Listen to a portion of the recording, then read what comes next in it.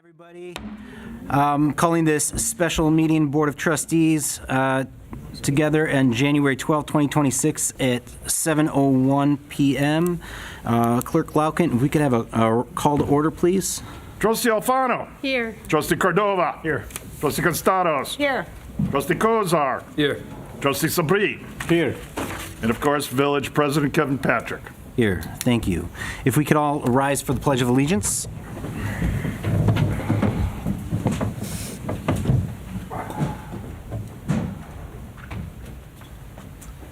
I pledge allegiance to the flag of the United States of America and to the republic for which it stands, one nation, under God, indivisible, with liberty and justice for all. Please be seated.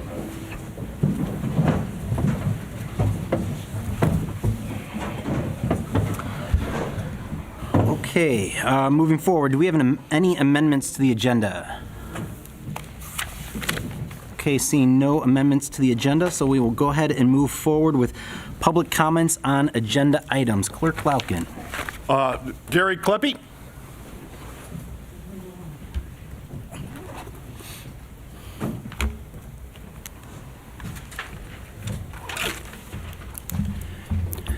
Hi there, hello. My name's Gary Kleppe. I'm a Villa Park resident, and I'm here to talk about agenda item 11. I want to thank the board, commend the board for putting it on the agenda, and encourage everybody to vote yes. You might ask, do you have a problem with law enforcement? And well, no, I don't. What I have a problem with is armed gangs of thugs invading our neighborhoods. Now, how do you tell the difference? Law enforcement has to follow rules. Law enforcement, they can't just grab somebody and take them away and just put them somewhere. And law enforcement arrests somebody, there has to be a public report about it. That person has to have constitutional rights to due process, and is entitled to try to prove in other words, the government has to prove that person's guilt in a fair trial, and the current ICE is not following any of that. So, we don't want it. We don't want these people.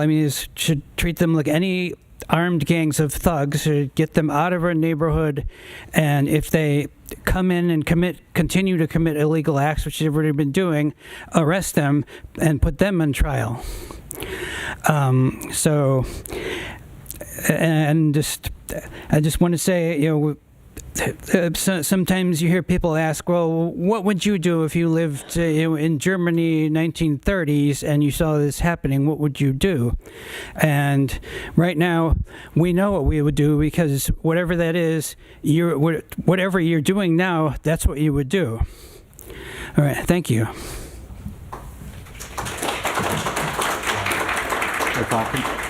Julie De Liberty.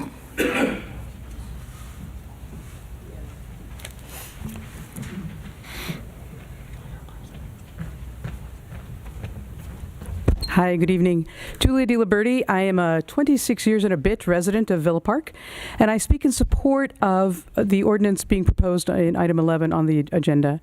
I speak in support of it because I believe it strengthens our community and affirms our 2017 ranking in Money Magazine as one of the best places to live in the United States. I believe this ordinance suggests that we acknowledge and value the diverse communities that make up Villa Park, and it sends the message that the board wishes to unify and keep safe all of us.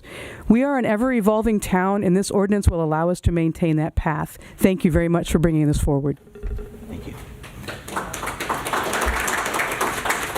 Patrice Gallagher.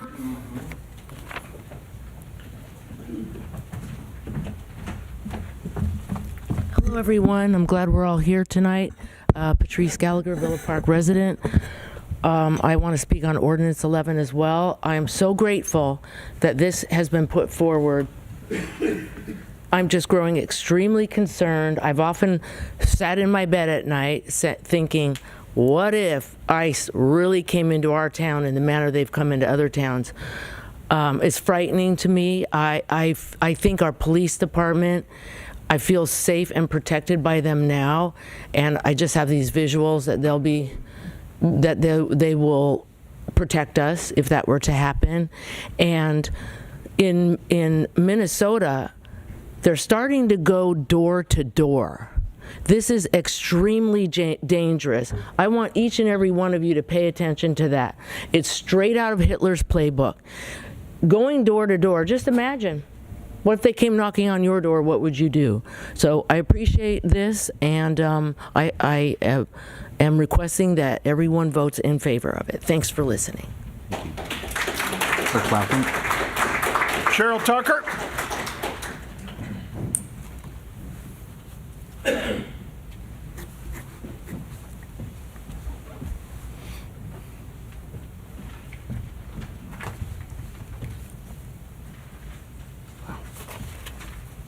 Hi, Cheryl Tucker. I know this board has been telling us as residents of Villa Park that you are working on requiring better records of expenditures and revenue. As a resident, I'm looking forward to that happening in 2026. So I don't have to see any more add-ons to my water bill or increased property tax or additions to sales tax to cover the shortfalls in the middle of the year. Right now, I have a question about the bill listing. Right now, I am a little concerned. Is there a leak at Jefferson Pool or a problem with that pool that the sanitary district pricing was $492.43, and then another listing of $946.55 for a total of $1,438.98. By the way, I didn't find the line item under the operating budget for the pool funding, but I was curious because the recreation, this building, according to that bill listing, only has the sanitary district amount paid for $312.40 for this building, which seems a little strange that the pool, which isn't being used right now, has almost 3 times as much cost for the sanitary district on our bill listing. The other thing is item 13. My question is, does the village manager and the village board get an update throughout the year about the Salt Creek Golf Course? Do they get information on the capital purchases being made and the repair costs? Is the Villa Park informed, is my question. Is the Villa Park informed some way about the information on bids and estimates that are being done by the Elmhurst Park District in our behalf at the Sugar Creek Golf Course, or are you only told before brought before the board at this yearly approval of the Salt Creek Golf Course budget that you find out all these things? I understand we have a commission for the golf course, but like all other commissions, they should be an advisory and not approving expenditures at their meetings without the board or the village manager's approval, especially seeing the number of commissioners shift from year to year, every year on that board. As a board, again, I'm wondered if you got an explanation of why the clubhouse improvement doubled from the 2015 budget approval.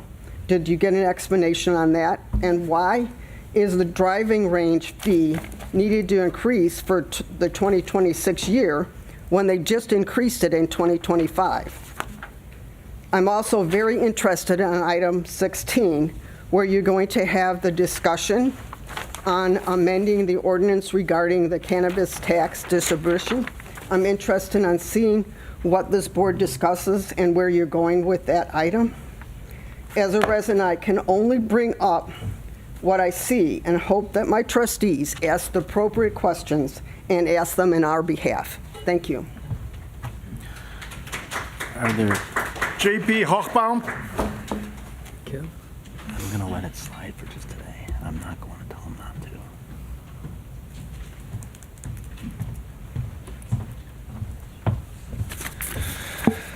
My name is JP Hochbaum, Villa Park resident. I came here to voice my support for amending Section 1-110 of Chapter 1 General Provisions of the Municipal Code regarding the use of village property for civil immigration enforcement activities.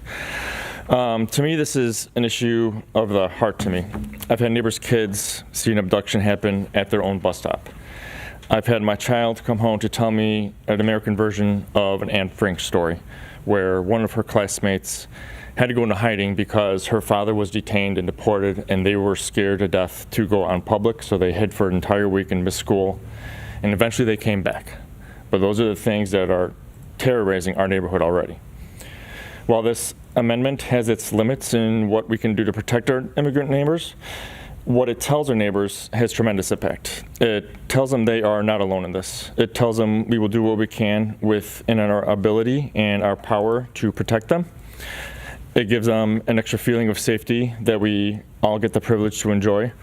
It gives them hope that they will get through this because their neighbors aren't out to get them, but out to protect them. This isn't about any ideological side here. This is about the responsibility of a municipal government to do its best to protect its residents. And this amendment helps to do that, and I fully support it.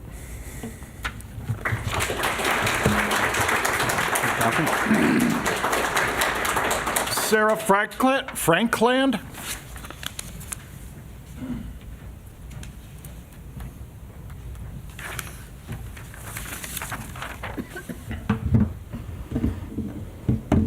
Hello, I'm Sarah Franklin. I am a resident of Villa Park, and I also would like to voice my support of the ordinance proposed in Section 11, the prohibition of use of village property for civil immigration enforcement.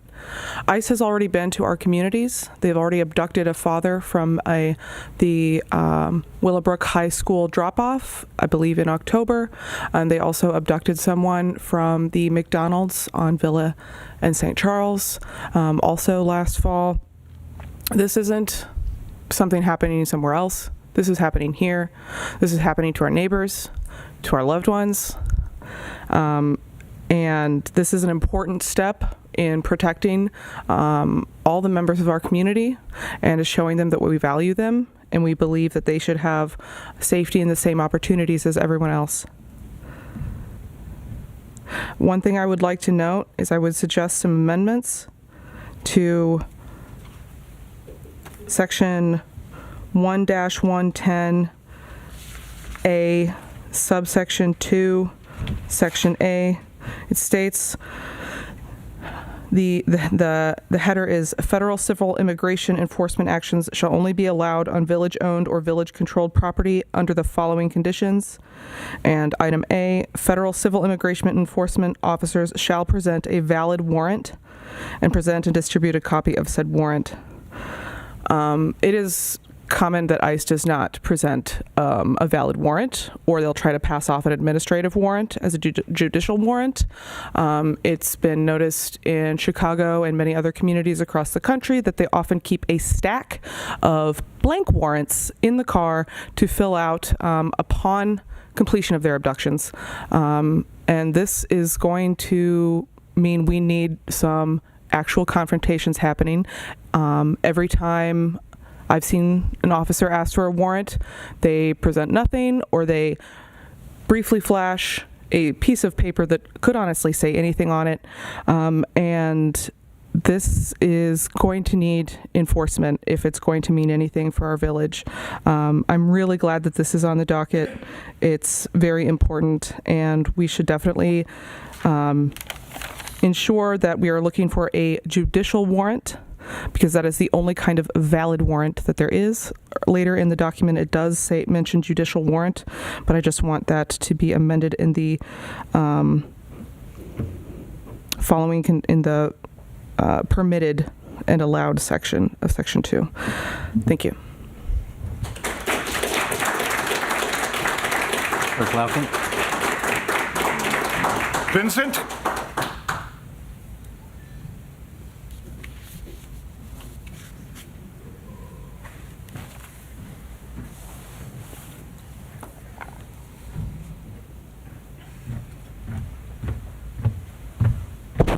Hello, everyone. Is this thing on? Okay, we'll work with that then. So I've lived in this community for about 9 years now. The son of 2 immigrants, came from Mexico. They came here to give me and my family a better opportunity, a chance to thrive, to grow, to learn. What I have grown to learn is that this country hates us. It's disheartening to know that wherever we go, we will only be seen as other, demonized, we're lazy.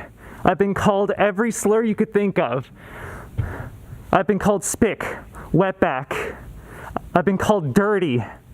I've been told to go back to my shithole country. I was born here. I am as native as anyone else that was born here. I carry indigenous blood within me, yet I am told that I do not belong here. I commend this town for putting this on the docket today regarding immigrant enforcement. But regardless of what any of you might think, it unfortunately doesn't go far enough because I don't feel safe. I have not felt safe for a very long time. I don't sleep. I barely eat. I've lost 15 pounds in the last 2 months because I cannot eat anymore, because I'm constantly scared, trying to watch my back, worried for my mother, wondering if she will make it home. Because we don't live together, I don't get to know that until I call her to make sure that she made it home fine, that she wasn't taken, that she wasn't shot and murdered. Is this what we want in this country for the people that live here, that build this country? I don't know if any of you are familiar with what your food processing looks like here in Chicago. This is a gigantic food hub, and I've worked in these food processing plants. I have been in the fields, I have been in the processing plants where they make the food, where they make different foods, and at every single step along the way, agriculture, logistics, distribution, R&D, manufacturing, to the restaurant, back of the house, every single time it is Hispanic hands handling your foods. This is throughout all of the Chicagoland area. Please remember that if you ever think, wow, we should take them away because they're illegal. If they're illegal, then who hired them? I ask you that. Who's hiring these illegal immigrants? If they're not allowed to be here, then why are they allowed to work? That's because the country is dependent on these folk. They live to serve this country, but this country lives to serve itself and not them. I'm sorry to say it, but this is how we feel. So please keep these things in mind when we talk about immigration enforcement. Though we think that what you have put on the docket is sufficient, I guarantee you it is not, and it still does not make us feel safe. I ask you that you try to do a little bit better. Please consult the community, the Hispanic community, about what they need. Don't just act and then hope that's good enough. That's not going to cut it here, people. We are going to need much swifter action. Thank you for your time. Balkin. Emily Shaman.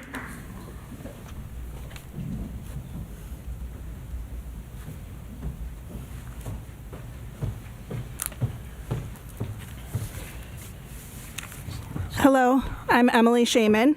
I'm a Villa Park resident. I don't often come and make public comments, but it's needed today. It's been needed. It's been needed for too long. Many of you have asked, what would you do in 1930s Germany? Well, let me tell you, I would have died. I would have been killed. I'm a Jew. I'm a pro-Palestinian Jew. And to be a pro-Palestinian Jew is a really hard identity that I am white, right? Here I am, a white person standing here speaking English. It is scary to say this out loud. I can only imagine because I am not in someone else's shoes. But the fact that Villa Park is willing to take one step, a tiny step, to put something in writing that they will protect me and my neighbors, my community, the people I love. I can't be a bystander like all the people in Germany were. I can't, right? I would have a bigger family if there weren't so many bystanders. Now is our time to show people that we can take action. And now is passing this ordinance, number 11 on the agenda, passing it is one tiny, small step. And I also agree with the recommended amendments that were spoken earlier. We need it to say judicial warrant, signed judicial warrant. And there needs to be time to ensure that it is indeed a signed judicial warrant. And we need law enforcement who are practicing ethical behaviors to also adhere to that and support that. We also need later on, it talks about interactions with the public, where we need our Know Your Rights cards out, visible in our Villa Park properties. Know Your Rights cards, signs, posters, showing our community that is here, that we love them, that we want them here. It is scary for me to put a Happy Hanukkah sign up in my house. It is scary. I can only imagine the other terror and trauma that exists in this town, and it exists. And if we want our kids to grow up happy and healthy, we need to be supporting all of our kids. I am here for me, but I am here for my kid. I am here because she loves her friends, her Latinx friends, her white friends, all the friends she has. And she knows that they're scared. They're gonna disappear. Their parents will disappear. I grew up on Holocaust education. Holocaust education was every single day in my household. It is traumatizing. How are we working to take away that trauma and diminish that trauma? So I appreciate this ordinance. I don't think it goes far enough. If voting to approve this ordinance today is the first step, then I recommend and approve that, knowing that it's the first of many steps and actions that need to be taken. Thank you. Clerk Loudon. Donna Conrad?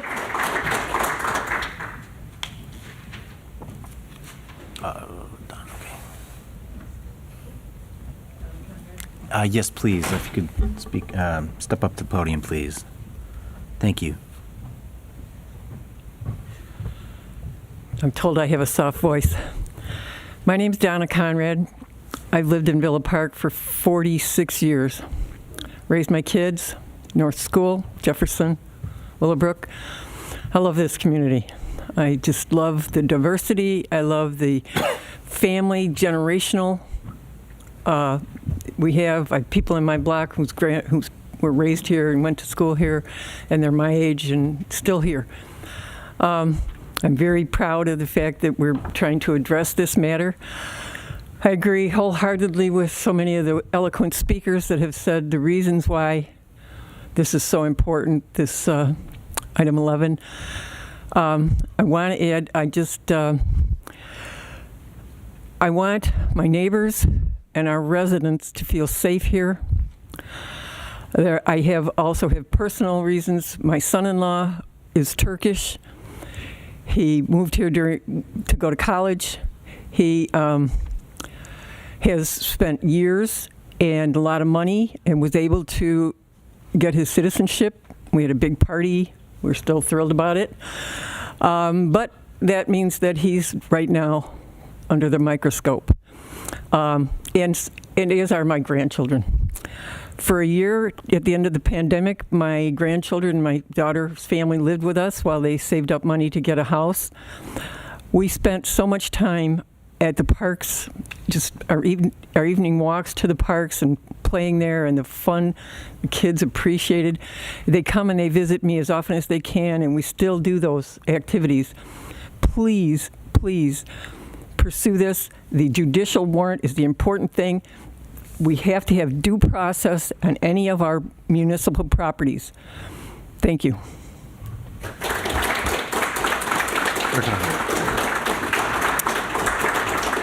Is there any other residents in the audience that would like to speak on public comments? Go ahead.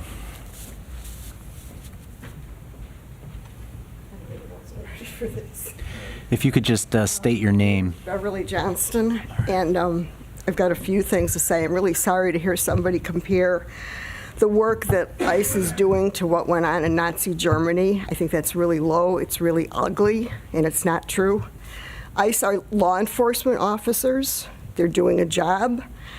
I think this ordinance is not appropriate for this village. We're not going to make ICE go away. They're doing their job, and we should let them do their job.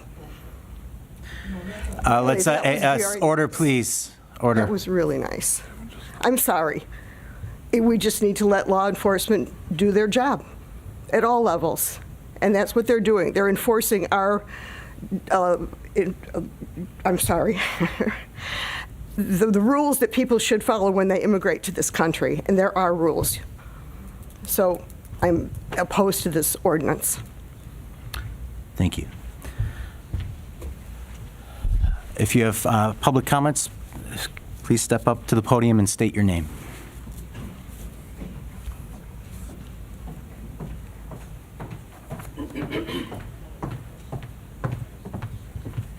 Good evening, everyone. My name is Rebecca Hackman.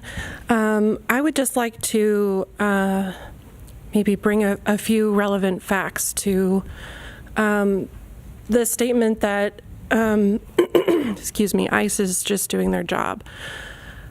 I think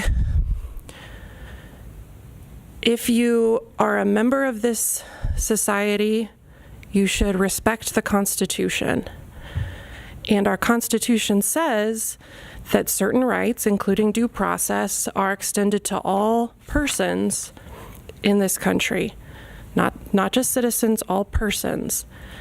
So nowhere in the ICE manual does it say that non-citizens are exempt from those rights.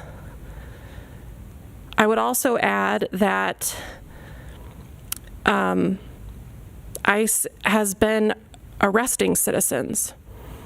Not that that's any better or worse than attacking undocumented people, but that's also not their job. So I would point to an extreme lack of training and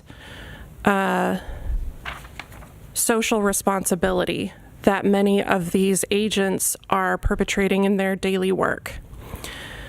Third, I would like to underscore how the federal administration is making it hard to follow the legal procedures.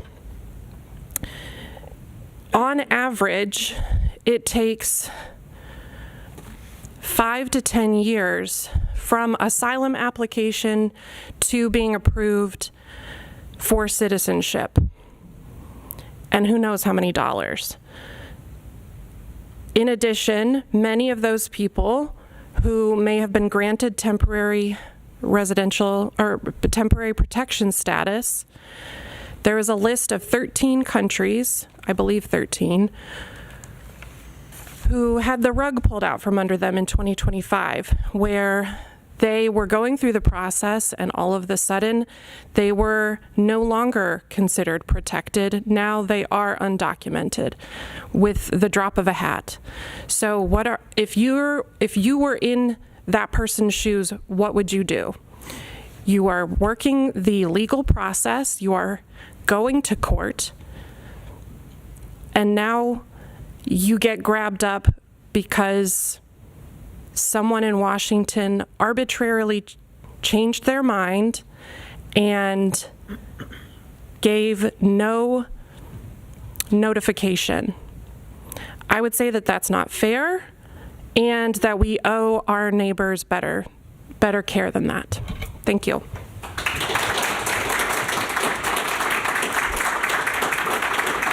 Are there any other public comments? Any other public comments? Okay, seeing none, we'll go ahead and move forward to public comments on non-agenda items. Clerk Lauken? We have none. Okay. Is there anybody in attendance tonight that would like to speak on public comments on non-agenda items? Okay, seeing none, we'll move forward to 7A, a presentation by the Fund Commission about the Holiday Decoration Awards presentation.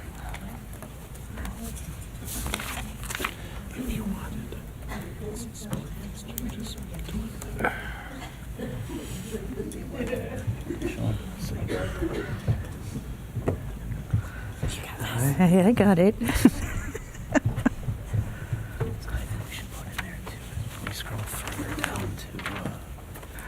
Good evening, and I hope everybody is well. We're going to change the mood here maybe a little bit, talking about our Village Holiday House Decoration Awards for 2025. We had a lot of incredible entries this year from people that entered their own homes, as well as neighbors who entered other people's homes. There's one slide here that I'd like to show you today where the neighbor actually explained why they were nominating this house, and it was so touching, so I thought I would share that with you as well. So moving right along here, the holiday home prizes this year were traditional. These residents evoked nostalgic childhood memories, showcasing seasonal decorations and welcoming entrances for visitors. We had most joyful. These houses often incorporated Griswold-inspired decorations or vibrant, sparkling lights. Their festive displays were so striking that even Santa's reindeer could easily spot them from a distance. And then our last category this year was best use of holiday collections. Homeowners in this category exhibited impressive collections of snowmen, snowflakes, candy canes, and joy, creatively transforming their homes into standout attractions within the village. And our first category is traditional home entries. So step into a storybook holiday. These homes take you on a nostalgic sleigh ride straight back to childhood memories where twinkling lights and classic wreaths set the stage for cozy gatherings. Decked out with timeless charm, these houses give off a warm glow of the season. Think peace, giving, gratitude wrapped up in a big festive bow. The front door is always ready to swing open for family and friends, promising laughter, hot cocoa, and maybe a little caroling on the porch. Are you going to do some caroling for us? Oh, no, singing. No. So the very first traditional house that came up, this is the one that was nominated by a neighbor. It is located at 901 South Yale. And the reason the neighbor chose to share this house with us, these were some of the points. The distinct design not found in other homes, elegant and visually appealing, architectural features like the bay window and porch are well integrated, home decorations resemble classic holiday storefronts, thoughtfully update their window display annually. And we took a drive out there, and I can tell you that front window was just incredible. We have a commissioner here that used to work at Marshall Fields and is very well familiar with those windows, and this definitely took you back to that time. Next up, we had 634 South Grant. And you can see a very, very traditional, elegant layout there. This is 746 South Cornell. They're right on the corner there of Cornell and Madison, and made quite a display with the white lights. And when we were taking our pictures, I happened to snap that picture of the front of their house, and if you can see, they were actually sitting down to dinner with the stockings hung on the fireplace in the other room. I fell in love with it. I did ask them if we could use this picture, and they were fine with it. But I thought that really embodied the spirit of Christmas. And they came out, too. They did come out. That's right. They did. So we have 1016 South Summit. Again, very elegantly decorated. Simple, but captures the whole season in a very traditional way. 118 South Euclid Avenue. This has been, they've been doing this each year for quite a few years, and they've been nominated quite a few years, and we'll see what happens. They got my vote. That's right. All right, so moving on to our most joyful holiday home entries. These homes crank up the cheer to 11. Picture Griswold-level brilliance or jolly boughs overflowing with twinkling merry lights that outshine even the frosty night air. Santa's reindeer will have no trouble spotting these festive masterpieces. They'll be guided right in by spinning electric meters working overtime and enough sparkle to make the North Pole jealous. And our first entry is 429 South Oakland Avenue. This house came in with all different kinds of decoration, very much a storybook type of entry.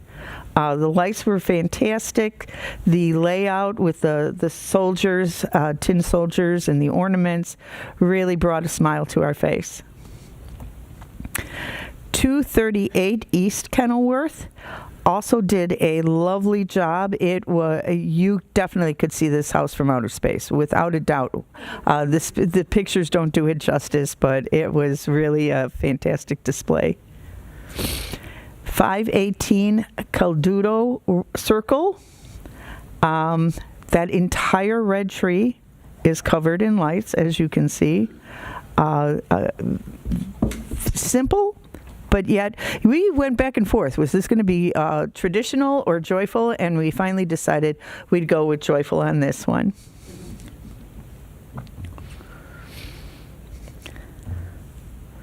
And this one is 131 South Euclid Avenue, and it just takes you back to a very joyful time of old, I would say. This reminds me of, well, we don't have to go into date lines, but it reminds me of my childhood. So we really like that one as well. Thank you for the entry.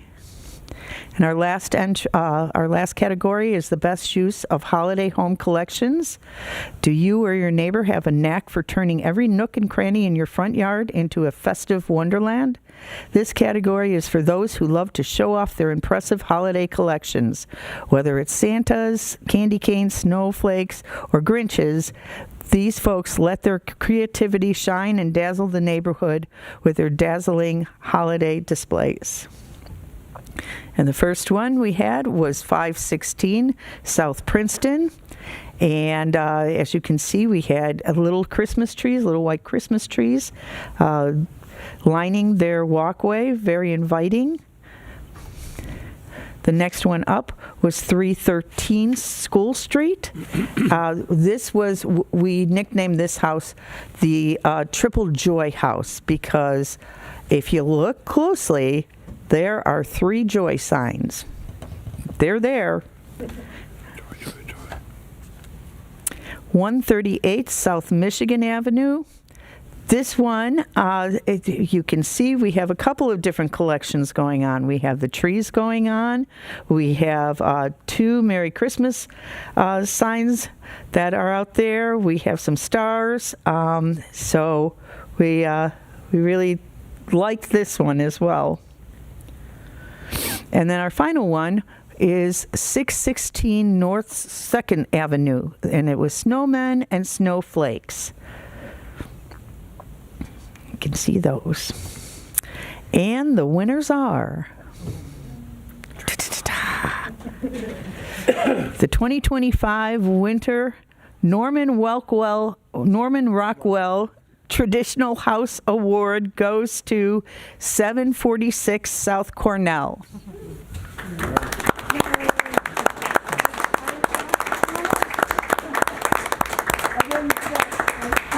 I didn't get to meet everybody tonight, and we had a limited amount of people. But we met you inside. We waved to you. And Yes. It was like we wanted to Yes. stay and party with them because it was a lot of fun. They're a fun family, and you can see they did a wonderful job. So here's your award, $50 gift card, and I hope you can spread it out evenly. Send it on vacation. Don't let anybody know. Maybe in front of the, you want to go in front of the, Or with them. Oh, oh, yeah, it's fine. you want to go over there? Say Hoffman? Are you Becky Hoffman? What's that? Becky Hoffman? Well, you got to go up there. Go up by the picture, don't? Okay. Thank you. Oh, we give everyone, yeah. Use the skinny lines. The filter. The filter. And they're frosty. I said no. Thank you. We just love your home. Thank you. The sweater makes Our next winner was 2025 winner, most joyful house was 518 Caldudo. How do you say that? Caldudo. Okay. Wait until we Circle. get to this last name. So there you go.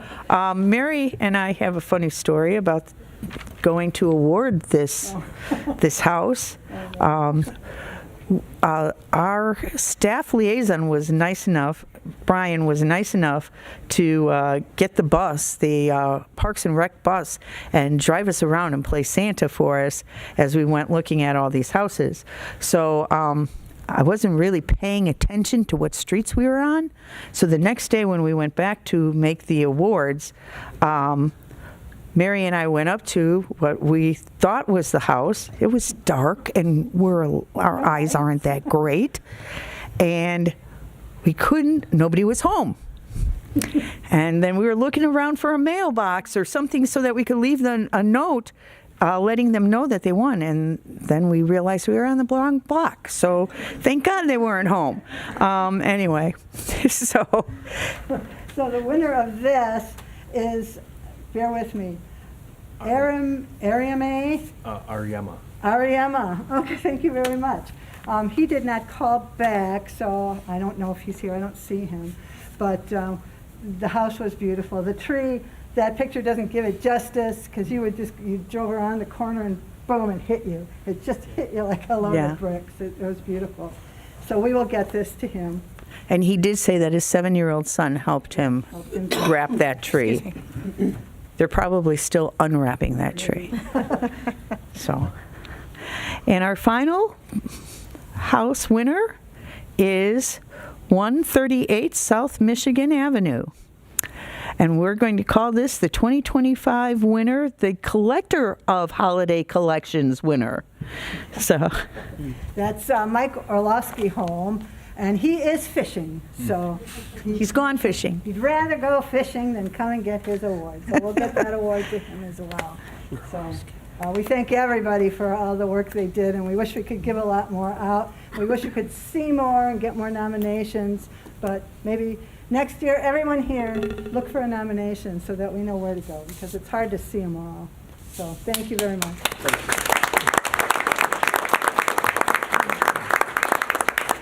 Okay. All right. Good job. All right. Thank you.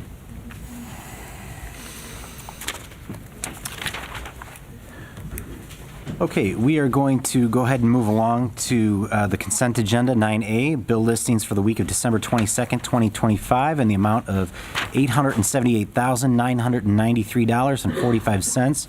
For the week of December 29, 2025, in the amount of $64,286.01. The approval of the minutes of Village Board of Trustees special meeting held on December 15, 2025.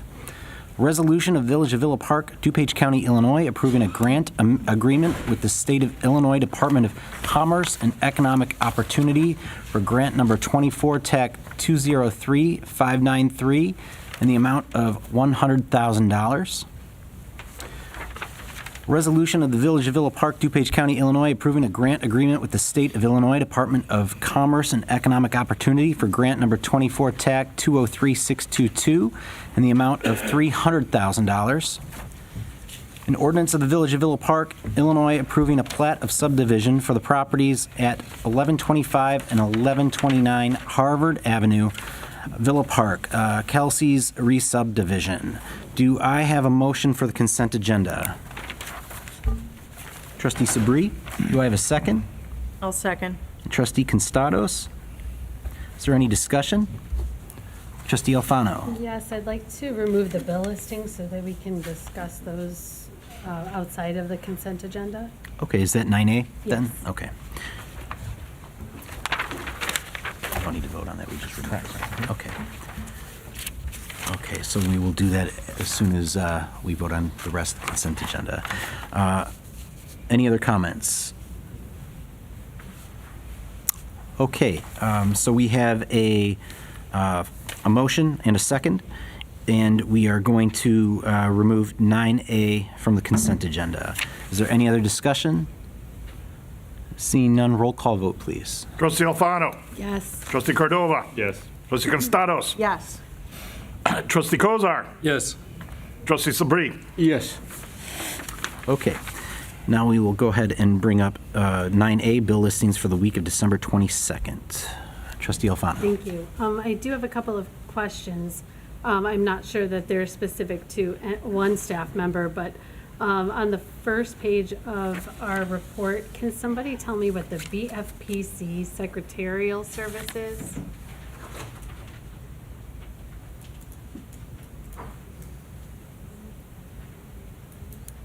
What does BFPC stand for? PC. On our agenda packet is page 6. Is under public affairs. Okay. Director Micah. I'm sorry, I can't hear you all the way back there. No Sorry. worries. So it's sorry. Trustee Alfano, if you could clarify one more time. Yes, my question is, what is BFPC under public affairs on the first page of the bill listing of 112? Or, I'm sorry, of 1222? Do you know what BFPC stands for? Just go ahead. I just located the bill, if I may, Director I have Micah. an idea, but go ahead. That's the Board of Fire and Police Commission. That's the payment that goes to the secretary of that commission for 2 months. Okay, I do have some other questions as well, and they do pertain to public comment. On the next page, we have Corporate Fund Salt Creek Sanitary District for 1000 North Ardmore, which I believe is a park, and it's for $4,493.06. I'm just questioning why it's so high. So unfortunately, I would have to pull the utility bill and look at the utility bill to see how many gallons of water were used and then figure out what the calculation was that converts to the charge for wastewater for the sanitary district. Okay. So I can't give you an answer tonight. I'd have to take a look at it. I appreciate do a that. deeper I dive just in feel it. like maybe if it's December and January, we want to, I don't know what that bill looks like, if it's Okay. bi-monthly. But that just shows me that maybe we need to look at something that might be going on there. Sure. Same thing for the, for Jefferson Pool and Jefferson Pool number 2. I'm not sure why there's a Jefferson Pool and a Jefferson Pool number 2. My guess is it's probably, one is probably the water line and the other one's probably bathrooms, so that might be, and that's just past experience. I can't speak that that's the issue for now. I did look them up. I do have the dollar amounts written out. Again, I'm gonna have to go back to the billing invoice and That's fine. perhaps reach out to the sanitary district too if needed. Okay. And then I know that there are some refunds coming from different funds. It's for the same folks. I think that, I think I have an idea of why we're seeing it in different funds now, but it used to be just from one fund. Can you just elaborate why we're seeing refunds for like storm buyout fund and in different funds? So it relates to depending where it was budgeted. So there may be certain projects, so like the stormwater buyout, anything from there really should be paid out of the stormwater buyout fund. If there's anything like big projects you see, I'm going to use the example of V3 as a construction company. So what you'll see is in that project is they'll certain, depending upon what they're working on in that capacity of the project when the invoice comes in, part of it may be water, part of it may be wastewater, and part of it may be out of the capital fund. So what you'll see on the bill list is whatever percentage or dollar amount that equates to that specific department, which means that part of the project is why it's being split out for those different funds on there. Okay. I appreciate that. And then I have one other question, and this is for a parks fund. It says screening, and we have 7 different listings from Westmore Supply Company just for screenings. I'm just asking what screenings we're doing, and that can come to me. You can email me these responses, but I just would like to know a little bit more. Sure, I will work with staff to get that answer for you. Well, If we can answer it in real time, let's might get actually rid of it. know. Sorry. Sorry, Jim. So for the screenings, that's for the pathways that we have around our parks. Our staff will go to Westmore, pick it up. So it's each truckload, they get charged by the truckload. So that's why you're going to see multiple invoices on that. Okay. Thank you. Mhm. Those are all my questions. Thank you. Trustee Alfano, do you want to proceed with a vote on this? Yes, I can proceed with the vote on that unless anybody else has any questions. Okay, is there any other questions from the board? Okay, seeing none, we will go ahead and vote on 9A, the bill listings. Clerk Lauken, roll call vote, please. Trustee Alfano. Yes. Trustee Cordova. Yes. Yes. We had the original motion from Sabree. We need it for the bill list. Okay. If I could interject really quick, we will need a motion and a second for that 9A since we took it off a consent agenda. So do I have a motion for 9A? I'll make that motion. Okay, Trustee Alfano, seconded by Trustee Cordova. Is there any further questions? Okay, now I'll take our roll call vote, please. Thank you. Trustee Alfano. Yes. Trustee Cordova. Yes. Trustee Constados. Yes. Trustee Kozar. Yes. Trustee Sabri. Yes. Okay. We are moving along to items 10, staff reports, an update on the Union Project, as well as the cell tower construction on D88 property. Manager Rivas. Thank you, Mr. President. I will be explaining or giving an update on 10A, and that is the Union Project. On December 23rd of 2025, we had a closing on the property, which we sold then to Marquette Properties, and they are currently the sole owner. We are in the process of getting them their permits on a permit application, and it is imminent of when their permits can be given to them to move forward. Also, they're looking to do demolition work very soon on the project. We're waiting on word from the state through the State Historical Preservation Organization. Once we get their go-ahead, we will then start demolition. We're working feverishly with them to have them recede the fences that you still have in front of us. We know it's causing a bit of a traffic issue and parking issue in the corridor, so we're working with them to have those fences pulled back as much as we can to accommodate everything we need to do. We understand all the complaints that have been going on about using this facility and double booking and triple booking for all different activities. This will be the last week we'll be holding public meetings at this facility. They've done a tremendous job, that being Park and Rec officials, in getting this room ready for us to use for all the different meetings we've had here. Starting January 19th, all of our meetings moving forward will be at Village Hall.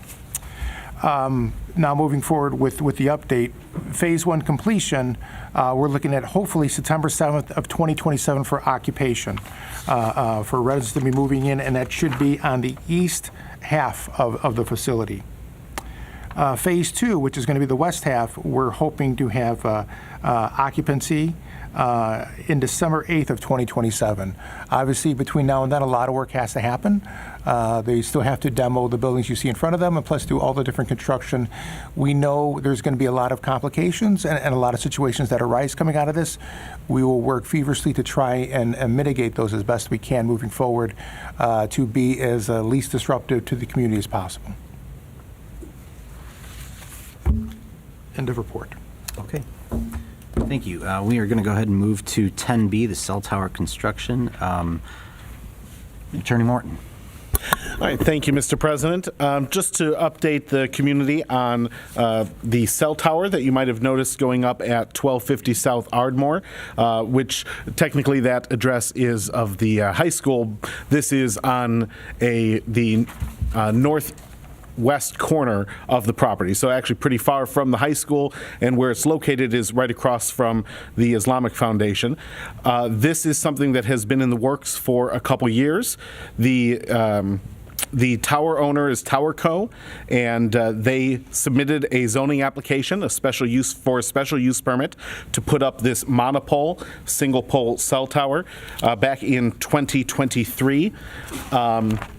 The Planning and Zoning Commission recommended approval for it, but then the village board in September of 2023 formally denied the special use permit. However, the Telecommunications Act of 1996, federal piece of legislation, has very strict requirements when it comes to zoning of wireless facilities. There's not a lot that the federal government imposes upon local communities when it comes to zoning. One of the exceptions is telecommunications towers, going back 30 years. And because of that, TowerCo was able to file a lawsuit against the village. The village fought that lawsuit for a year, but ultimately came to a settlement that was entered into by the board in September of 2024. The end result of that settlement was that TowerCo was able to put up their cell tower. However, there were modifications that were made to help with the neighbors and some of their concerns. The biggest of those being that the cell tower is now 30 feet farther from the road than it originally was proposed to be. In addition to being 10 feet lower in height, that means that in the rare event, the unusual event that the cell tower would fall, it now has enough clearance where it would not fall onto any neighboring property to the north. So that move away from the street was beneficial to both the village and to the neighbors to the north. Also, as part of the settlement agreement, TowerCo agreed to waive its right to increase the size of the tower in the future unless it received an additional approval from the village board. The TowerCo did go through the permitting process. They took out several permits, paid several permit fees and stormwater buyout fees before constructing it, and inspections are ongoing. One last thing I didn't mention is that the site will be screened by a 5-foot green fence, as well as then beyond that, 8-foot evergreens around it to shield the ground mechanical equipment. All set? That's all right. Thank you. Does the board have any questions or comments regarding items 10A or 10B? I have a question on 10B. Trustee Sabri, go ahead. Who's going to be monitoring the exposure to the radio frequencies? Is that the village is going to be requesting them to be giving us a report on ongoing basis? That what type of equipment they're going to be installing on those towers, and also what type of is there going to be a microwave, or what type of transmission they're going to be doing? Are we going to be, who's going to be monitoring those? That is one of the concerns that some of the residents and some of the community members are bringing up, that since it's so close to the school, especially the kindergarten and also even the Willowbrook High School. So what is the baseline we have today that there is no transmission at this time, and what that would be after the tower is built and when the transmission is taken place? So who monitors those? I do not know the answer to that, trustee. This is not something that I've encountered before. Generally, though, that's an FCC concern. That would be a federal consideration on whether the proper amount of signals are being sent out and what the impact is to the neighboring areas. I do know that the standards that have been set, both federally and locally, when it comes to the siting of wireless facilities, has that in mind. There's part of the reason for the distance from the neighboring property is not just the fall area of the tower, but because of the effects, potential effects of the signals. Also, though, that Telecommunications Act that I referenced specifically states that the idea of radio frequencies and how that will impact neighboring properties and residents specifically is not a reason that a municipality could deny a tower. So unfortunately, any concerns about that, there was nothing the village could have done. Your question more is to monitoring to see what could be, how do we track that in the future? And to my knowledge, that would be a federal consideration. If I may, Trustee Sabri, Manager Rivas. President Patrick, what we will do is we'll reach out to the company before the antennas go up. I hear what you're saying, and we will try and get that baseline information, and we'll get the data out to you. So we'll set up a meeting with the company who is going ahead and building that to see where we can get future information, future data that we can then broadcast to the board as well as the public. Thank you. The question was raised by the community was since some of those FCC codes they were written, we don't know when they were written, and now we have a different network, 5G, microwave transmission, other communications being taken place. So what are those effects are, because some of these other communities, not only in Illinois, some of these different neighboring states that these towers were put on, and then some of the communities, they were able to, especially, I don't have any concern about a tower being constructed, and since this is so close to the school, so these are the concerns that some of the other communities had. So I think we should be aware of that we need to monitor that as a safety concern to our residents. Yeah, Trustee Sabri, I agree with you. Back in 2023, when this issue came to the board, this was a subject that, a lot of us, quite frankly, didn't want to happen. However, extenuating circumstances of the, of the Telecommunications Act is what kind of handcuffed us and prohibited us from certain actions. I share your same concern. I share the same concern still as the residents that came to us back then. I think I'm not sure entirely what we can do as a municipality in our capacity, but data is always good to have, right? So Manager Rivas, I would like to make sure that we do communicate with TowerCo, and that not only do we have the data, but we know exactly what type of equipment is being put up on the cell tower, and so that way we could start tracking and have a baseline before that goes up there. So that way, years down the road, we can have a database, and we can have something to point to. Thank you. Are there any other questions or comments on 10A or 10B? Okay, seeing none, we will move forward to 11A, an ordinance for first reading, an ordinance of the Village of Villa Park, DuPage County, Illinois, amending Section 1-110 of Chapter 1, General Provisions of the Villa Park Municipal Code regarding the use of village property for civil immigration enforcement activities. Do I have a motion for the ordinance? I'll make that motion. Okay, Trustee Alfano, do I have a second? I'll second. Trustee Sabri. Okay, and I will open it up for discussion. Before I do, though, I would like to say a few things. The recent news out of Minneapolis has shaken communities across the country and reminded us all of the very real consequences that occur when trust breaks down between law enforcement and the people they serve.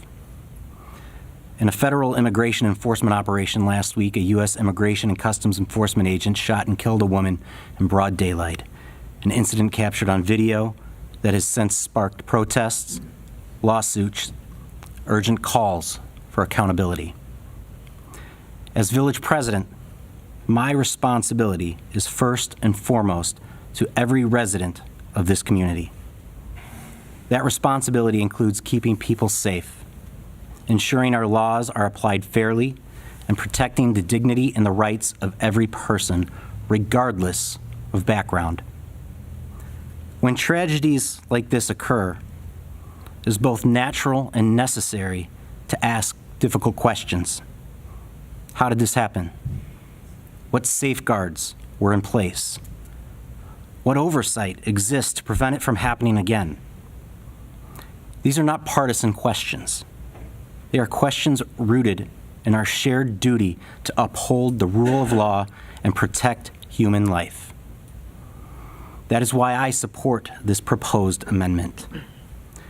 This is not about taking sides in a federal policy debate. It is about strengthening transparency, accountability, and community confidence in how enforcement actions intersect with our local values.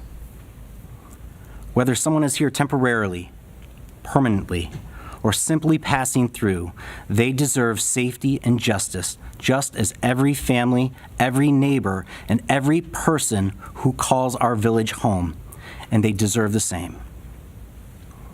We must ensure that the decisions made in Washington do not make our streets less safe or erode trust here at home. We must insist on oversight, clear standards for the use of force, and a meaningful voice for our community in shaping how enforcement actions affect our residents. When trust is lost, the consequences do not fall on one group alone. They impact the entire community.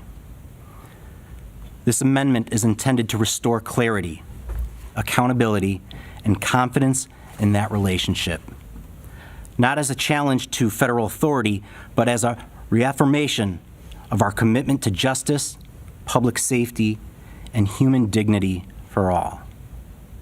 Thank you. Does the board have any other comments? Trustee Cordova. I'd like to thank everyone that came up and spoke. I share a lot of your worries and your concerns. The village attorney made a couple of amendments that I'd like to make a motion to. He did? To approve, yeah, during this. It was the two, I think it was Sarah Franklin. So Sarah Franklin had a couple of amendments. There was if you want to talk through them, but the big piece is. Up to you. Yeah, let it rip. You got Okay. it. Thank you, trustee. So in light of the comments, I made some changes if the board is interested in these changes. One would be to section A2A. And I emailed it out in case you had your computers handy and could look at it, but I'll read it out to you. A2A would now read, federal civil immigration enforcement officers shall present a signed judicial warrant and present a shall present and distribute a copy of said warrant to the Villa Park Police Department prior to undertaking any enforcement actions. The employee presented with the warrant shall immediately contact the chief of police and the village manager. No person shall be taken into custody by federal civil immigration enforcement officers until the Villa Park Police Department has verified the validity of the judicial warrant in accordance with standard law enforcement protocol. And I think the main word there that we brought up tonight is judicial. I think that is a main element that was missing that should be added to that as well. I apologize. Go ahead, Attorney Morton. And then the other change is in section D, adding subsection 2. This is after the listing of rights that village employees would inform people of. The addition is, the village shall draft and distribute a bilingual Know Your Rights card containing relevant information, including the rights listed above. And again, I think that's an excellent addition to this as well. So for the members of the residents that did come up and speak to this, I appreciate those comments, and we do hear you. And Trustee Cordova, you said that you want to make that motion to amend? It, yeah. Okay, so Trustee Cordova is making an amendment to this for what you just heard by Attorney Morton. Is there a second? I will second. Okay, Trustee Alfano will second those. Okay, is there more discussion? Trustee Alfano. Yes, I know that it said that the village would draft one of the cards. There are some that are already readily available. And that would be a fine substitute. Just so staff doesn't have anything more to do. Trustee Constados. I have a question. Are we just getting ready to vote just on the changes right now that Attorney Morton made, correct? Correct. That would be the procedure, is the next vote is on the amendment. The amendment to the ordinance, just the changes. Just the changes right Yes. now? Okay. Just making sure I'm clear. Okay. Trustee Kozar. I'd like to make a motion to waive the first reading and then approve after we agree to the amendments. I don't think there's a reason to wait. We're going to wait 2 weeks to put this in play. A lot can happen in 2 weeks. We should waive that reading and get to it. Make a decision. So Attorney Morton. Okay. All right, Trustee Kozar, we're going to go ahead and vote on the amended changes first before we go ahead, and then you can make that motion at that time. Okay. Okay. Is there any further discussion on the amended changes by Trustee Cordova? Okay, seeing none, roll call vote, please. We've done our first and second then? Yes. Okay, very good. Trustee Alfano. Yes. Trustee Cordova. Yes. Trustee Constados. Yes. Trustee Kozar. Yes. Trustee Sabri. Yes. And would you like to? I vote yes. There you go. Village President Kevin Patrick has voted yes also. Okay, now, Trustee Kozar. Motion to waive and approve, waive the first reading and approve thereafter. Okay, there's a motion to waive and approve by Trustee Kozar. Is there a second? I will second that. By Trustee Sabri. Okay. Okay, discussion. Trustee Constados. Thank you. First off, I would like to say that my safety for all of the residents here is my biggest concern. With that being said, I just have a few questions as far as legally goes, because I also want to make sure that our village is protected against anything as well. In the section where it says about the face coverings, my question is to legal counsel, can we put that in there, or is that unconstitutional to say so?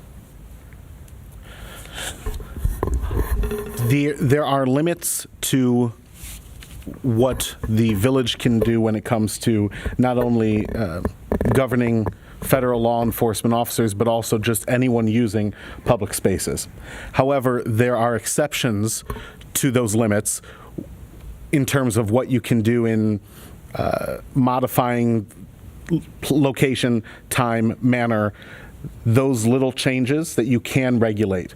And so our view of this provision is that this is not taking away their rights to be in the public place on village property, but because of the circumstances that they have to do so without a face covering.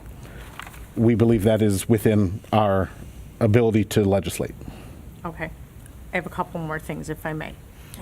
Hang on one second. So I guess my biggest concern with this is in some spots, it states that people should, as far as like the village staff or officials, should explain when if seeing a situation what the individual's rights are. And let me explain my concern for this. My concern is this. What I'm seeing going on is a lot of situations too where it gets heated up beyond because of other people getting their involvement. My fear is I don't want to suggest to our residents or anybody else that they should approach a situation that they see and or yell from afar or do anything to get involved in said situation to where it may get heated and out of control, putting themselves and others in further danger. I would like to see some sort of a verbiage maybe I would feel more comfortable with as the safety for my residents, is seeing something more to the effect of, like, if you would like to record the incident, that's great, but maybe reach out and call the proper 911, only because I feel that situations get heated even further with the more people that try to get involved. And I think that we can all say, and when you've seen situations, I'm just gonna use an example. Let's say a police officer is talking with somebody and it's getting a little heated between the police officer and said person. And then somebody else comes to get involved and says, hey, what are you doing? And then somebody else gets involved.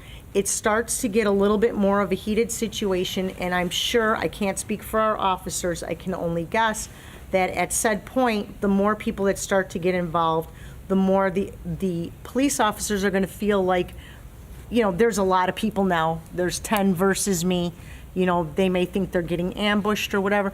I just don't wanna see any of our residents or anything happen thinking that they should get involved. And I don't, as a village, think liability-wise, we should encourage that.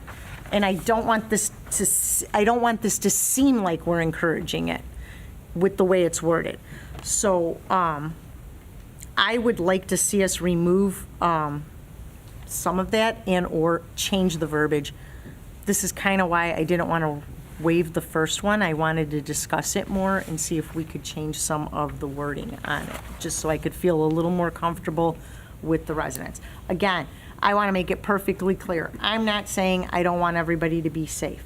I'm just looking at the words in this document and trying to make sure that everybody is safe. Our staff, our officials, our residents, and so forth. So there are some things in here I would like to see just reworded and changed. May I? Attorney Morton.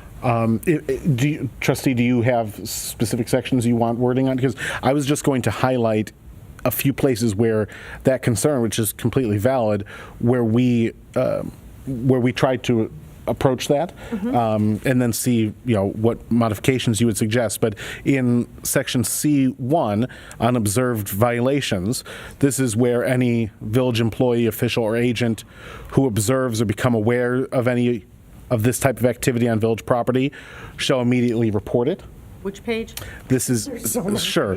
I don't have my page numbers up, but it's C1. It's page 3.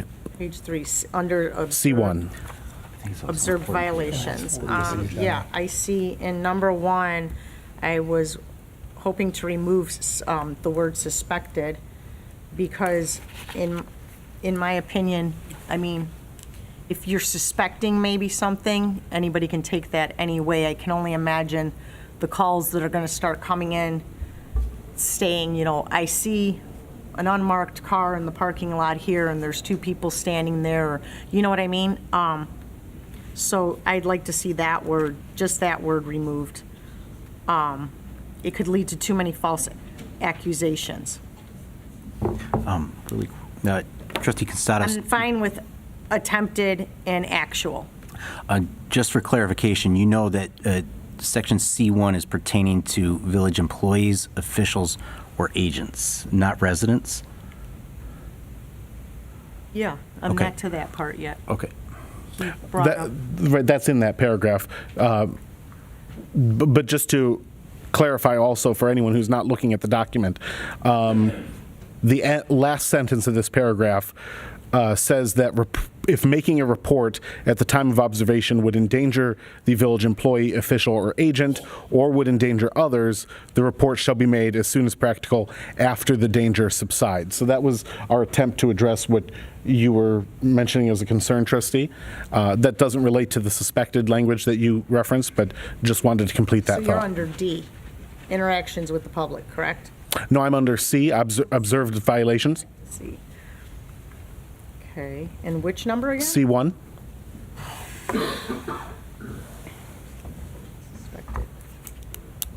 Under C1, that's where I said I'd like to see the word suspected removed.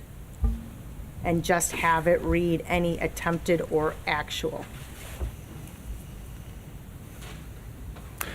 Just as a procedural point, Mr. President, did you want to have all of these suggestions of changes and then a single motion for those changes? I think we should do them one at a time. Okay. Trustee, would you like to make that motion? Wait, say this again, a motion to what? To make that change? To remove suspected? Yeah, if we got to do them one at a time, sure. I was just going to kind of read off a couple things, and it's not that many, it's just, but sure. I just double checked, that's the only reference to suspected in the ordinance.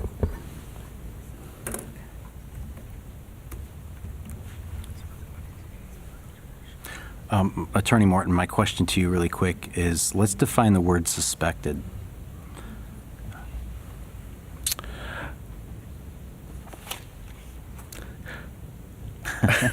I'm not sure how to define it in this context, other than someone thinks that a violation of this ordinance is occurring.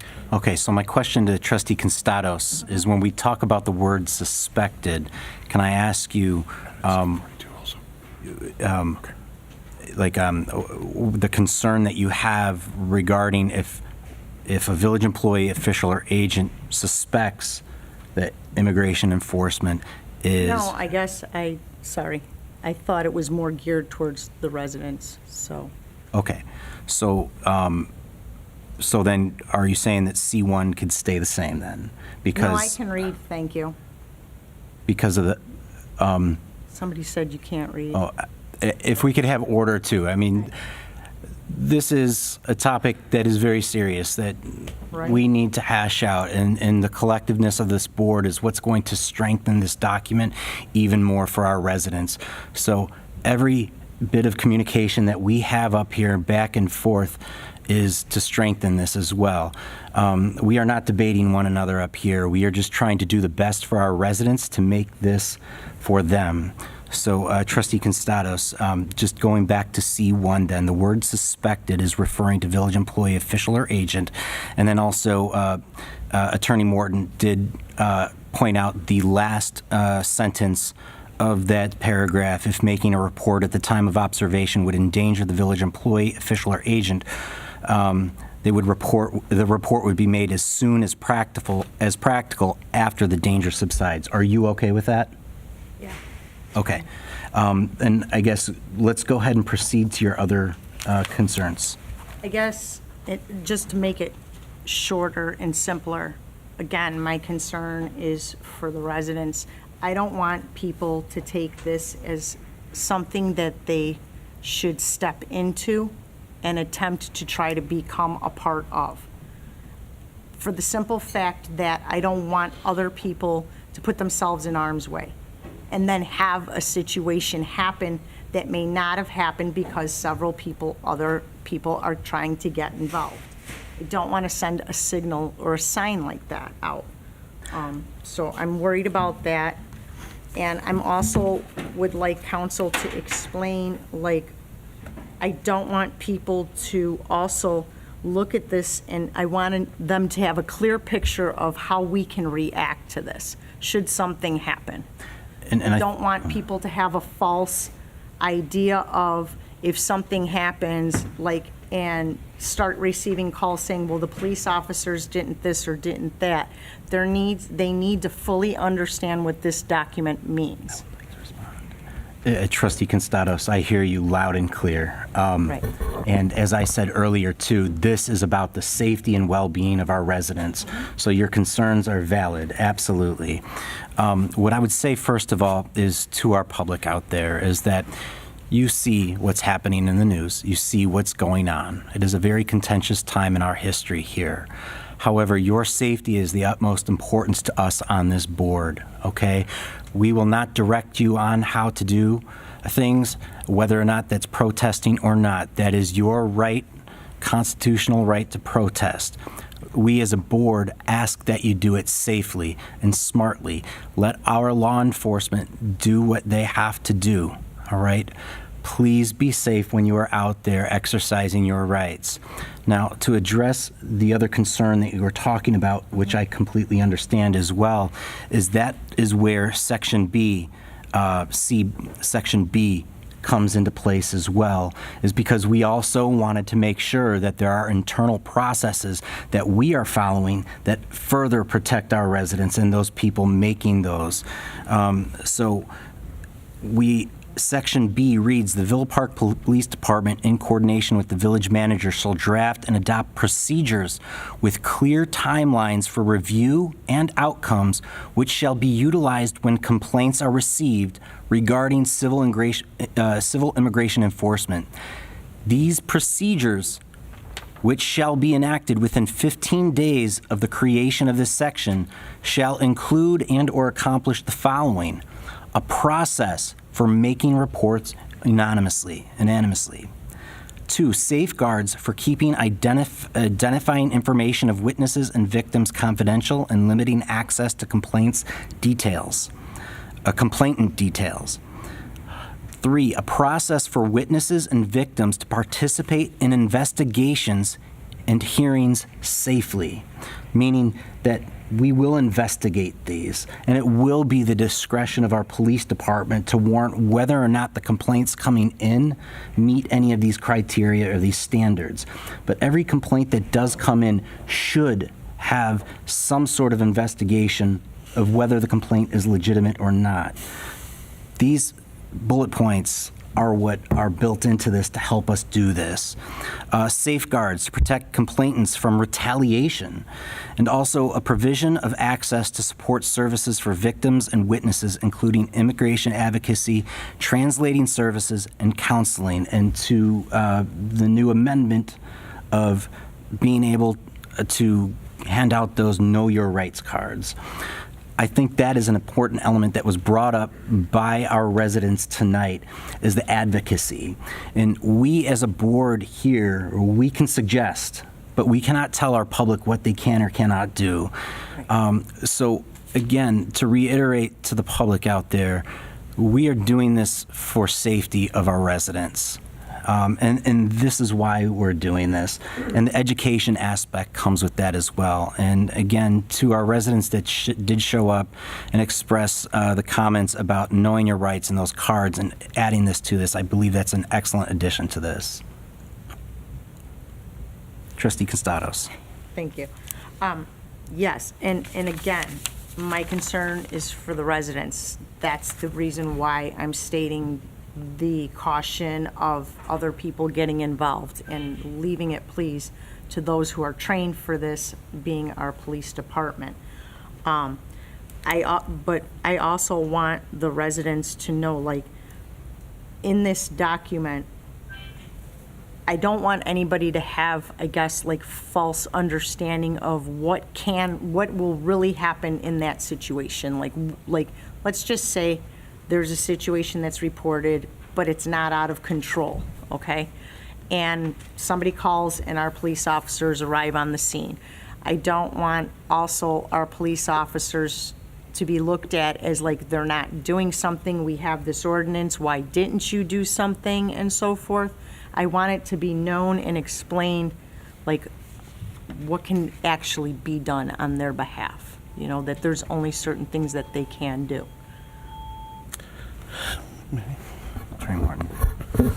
There are certainly limitations to what a municipal police force can do when we're talking about federal immigration enforcement. The goal of this ordinance is to limit this to what amounts to ordinance violations.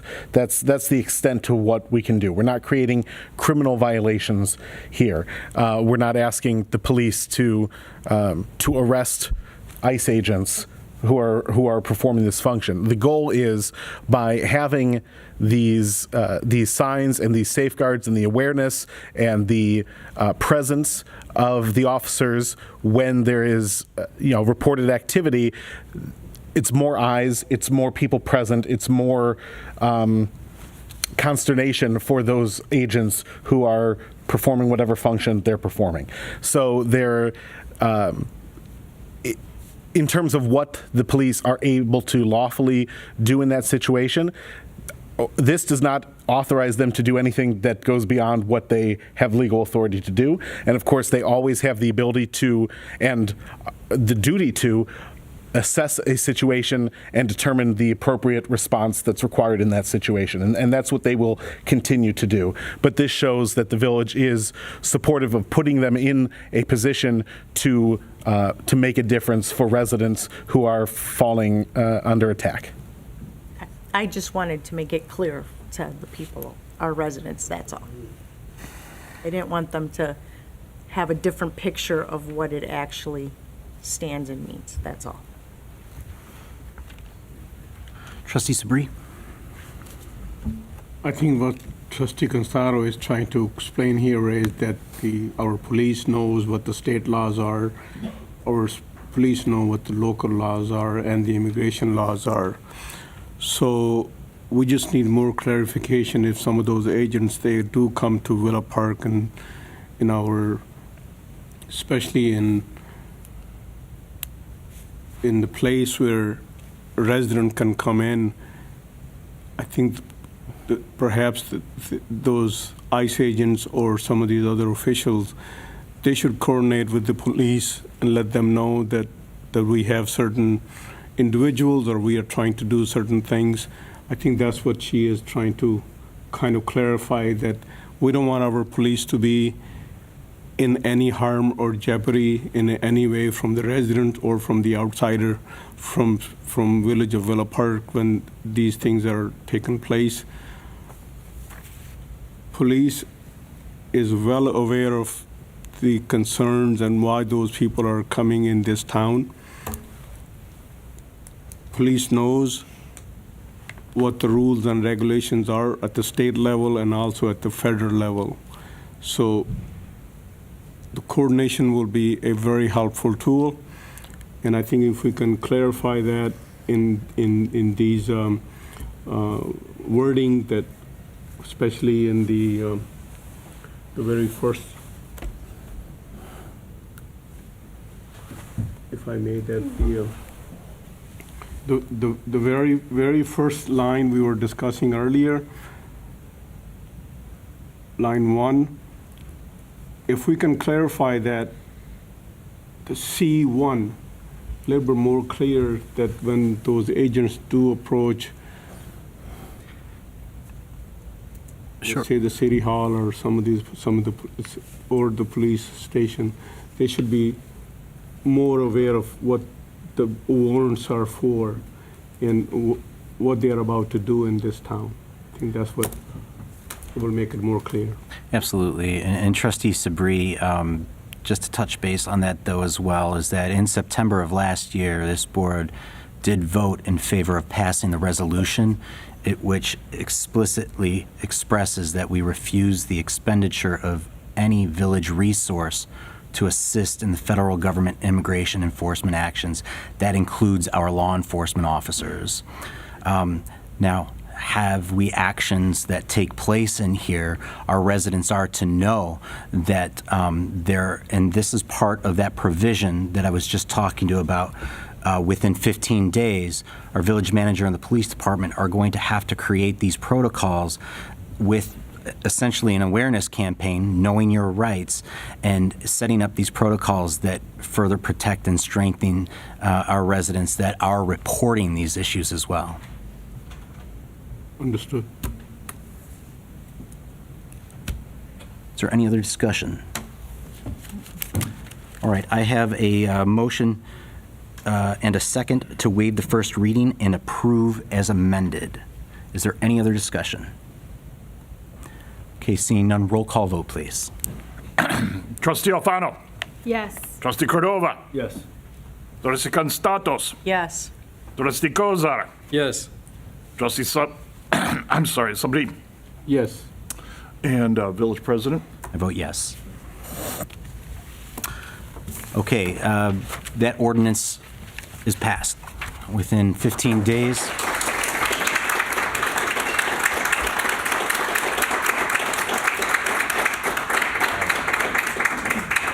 Manager Rivas, just regarding this, is that we hope that within 15 days we can have further discussion from the board, or I mean communication with the board about these procedures that we are going to be putting into place. Yes, sir. All right, thank you. All right, moving along to 13A, ordinances and ordinance approving the Sugar Creek Golf Course annual budget for 2026. Manager Rivas. Thank you, Mr. President. In front of your packet of the Sugar Creek budget, there was basically an executive summary of all the proposed items. I'm going to just give it a couple seconds to let people clear out the room.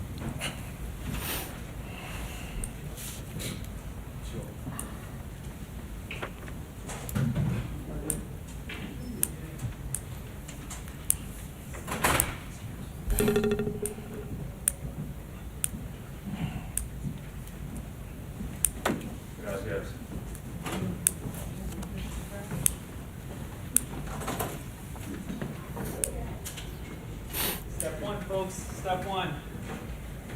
As I was saying, Mr. President, we have an executive summary of the budget that was proposed for the Sugar Creek Golf Course. It was sent out to all trustees on December 22nd of 2025. We have Park and Rec Director Tim Howe. If you have any questions, if you want to just step forward just in case we have any further discussion. I actually have some questions for Director Howe as well.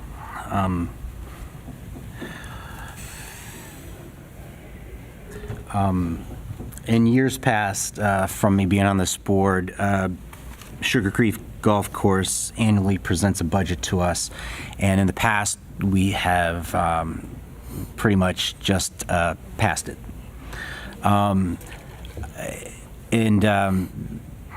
No fault to anybody on the boards at those times, but I don't think that there was a lot of explanation, a lot of clarity surrounding Sugar Creek Golf Course in general.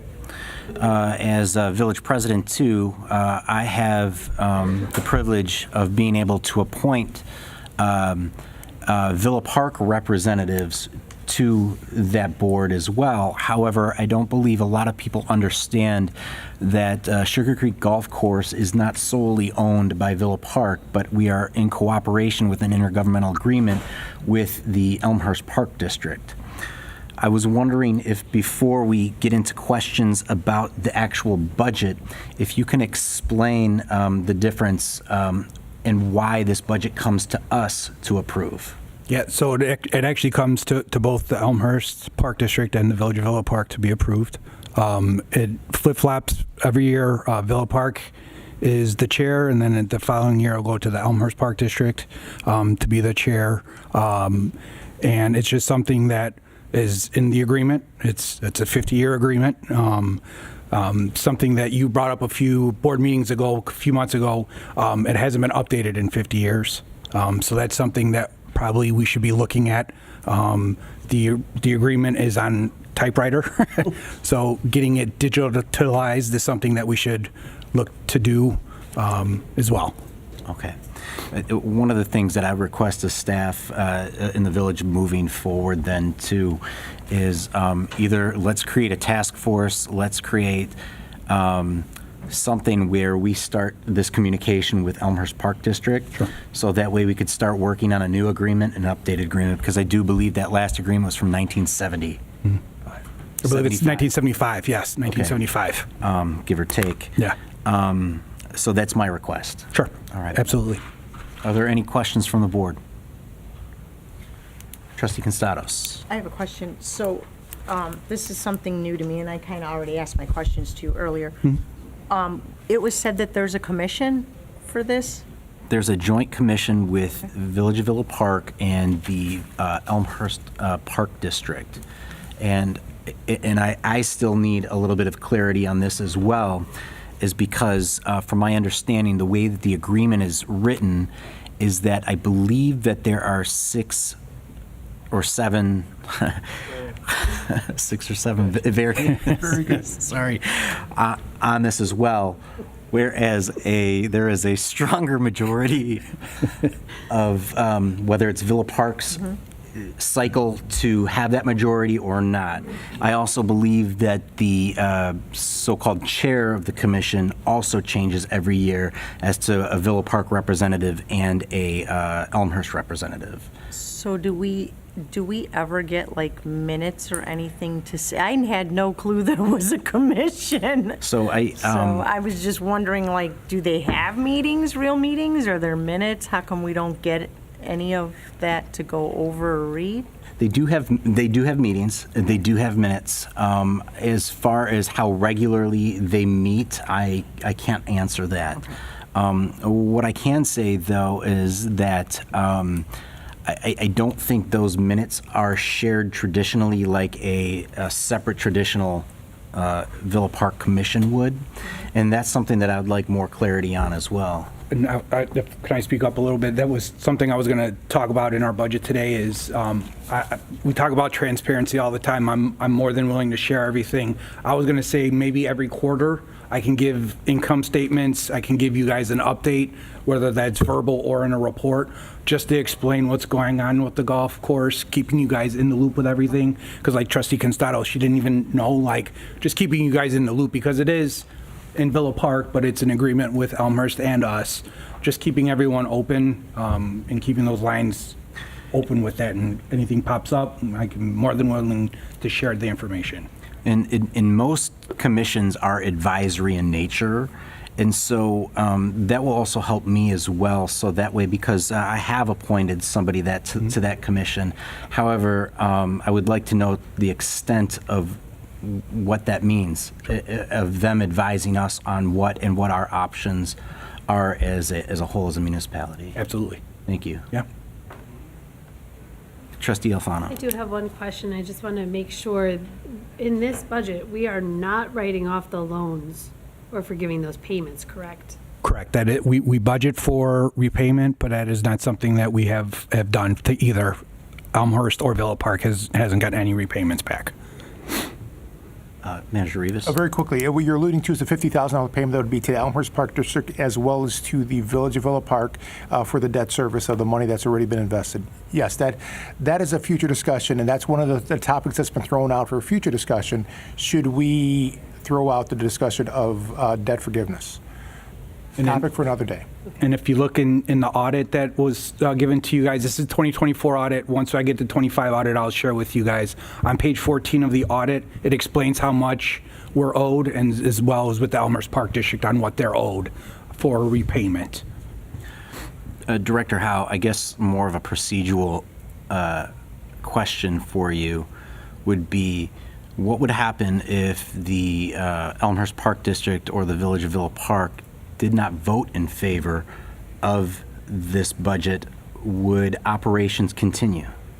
I would assume they would, yes. Okay.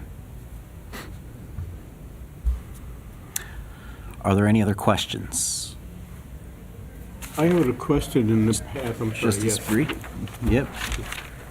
Are we in the process of getting a tally sheet that how many residents of Villa Park are using this facility? I requested that a few months back. I believe that was sent to you. Did not receive Okay, anything. yeah, I absolutely can get you an updated number list of that of. Yes, and I know we are residents are paying their share for this budget, but we'd like to know, what the benefits the village residents are getting and what the percentage is. That was the reason I was asking those numbers. Yeah, so I have 24 numbers actually right in front of me. In 2024, 7,897 Elmhurst residents, 3,242 residents used Sugar Creek. Chicago used 3,230, and then Lombard was 1,865. I can get you those updated numbers for 2025. I could reach out to Elmhurst and get you those updated numbers. So the number you just gave us, there was a 2024 number that those residents came and participated at Sugar Creek, correct? Okay. Director Howe, I share a lot of trustee. 242. I share a lot of Trustee Sabri's concerns with a lot of this. I think in modern practice. There's software, there's things that can keep track of these that could give us real-time numbers as well.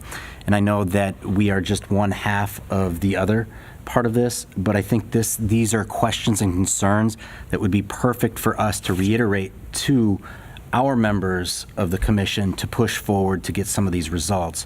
Again, a contract from 1975 is just, it's not good. And I think we would like to see a lot of these. We have a state-of-the-art recreation center here where I know we can track these things as well. And I think it's only appropriate that we can tell our residents, yes, we know exactly how many people are using this regularly, how much money is coming in from Villa Park, how much money is coming from outside. So I think these are questions about tracking. And I understand that we have more people than just Elmhurst and Villa Park utilizing that facility, but those are the things that need to be tracked as well. It gives us good data points to work from. Absolutely. Okay. Any other discussion? Okay, seeing none, did we have a motion? I don't think so. Okay. I can make that motion. Okay, a motion, trustee Cordova, second. I'll second. Trustee Constados, is there any more discussion? Okay, seeing none, roll call vote, please. Trustee Alfano. Yes. Trustee Cordova. Yes. Trustee Constados. Yes. Trustee Kozar. Yes. Trustee Sabri. Yes. Okay, that passes. We will move on to 14A, resolutions. A resolution of Village of Villa Park, DuPage County, Illinois, approving a collective bargaining agreement with the American Federation of State, County, and Municipal Employees, Council 31, AFL-CIO, Local 964. Manager Rivas. Thank you, Mr. President. The resolution would approve the CBA between the village and the American Federation of State, County, and Municipal Employees, AFSCME, Local 31, for a period of 3 years ending on December 31st, 2028, and a copy of the tentative agreement, it's just a tentative agreement only, was sent to the board on January 2nd, 2026, pending a vote from the AFSCME union, and they did ratify it. Do I have a motion for the resolution? I will make that motion. Trustee Alfano, thank you. Do I have a second? I'll second. Trustee Constados, is there any other discussion? Okay, seeing none, roll call vote, please. Trustee Alfano. Yes. Trustee Cordova. Yes. Trustee Constados. Yes. Trustee Kozar. Yes. Trustee Sabri. Yes. Okay, that resolution passes. Moving along to 14B, a resolution of the Village of Villa Park, DuPage County, Illinois, approving a side letter agreement to the collective bargaining agreement between the Village of Villa Park and the American Federation of State, County, and Municipal Employees, Council 31, AFL-CIO, Local 964, regarding earned benefits. Manager Rivas. Thank you, Mr. President. A little bit of background on this. The village entered into negotiations with AFSCME to renew the contract early to adjust the benefit year from May 1st to January 1st. This created an overlap with benefits that exist in the current agreement and the proposed agreement. So this side letter addresses the time changes to convert the benefit year from May to January. This relates to the carryover of vacation time, longevity, and retro pay going back to January 1st. Additionally, it outlines a time frame for the additional classifications for public works specialists and a village-wide policy for bilingual pay as agreed upon during negotiations. Do I have a motion for the resolution? I'll make that motion. Trustee Constados, do I have a second? I'll second. Trustee Sabri, thank you. Is there any other discussion?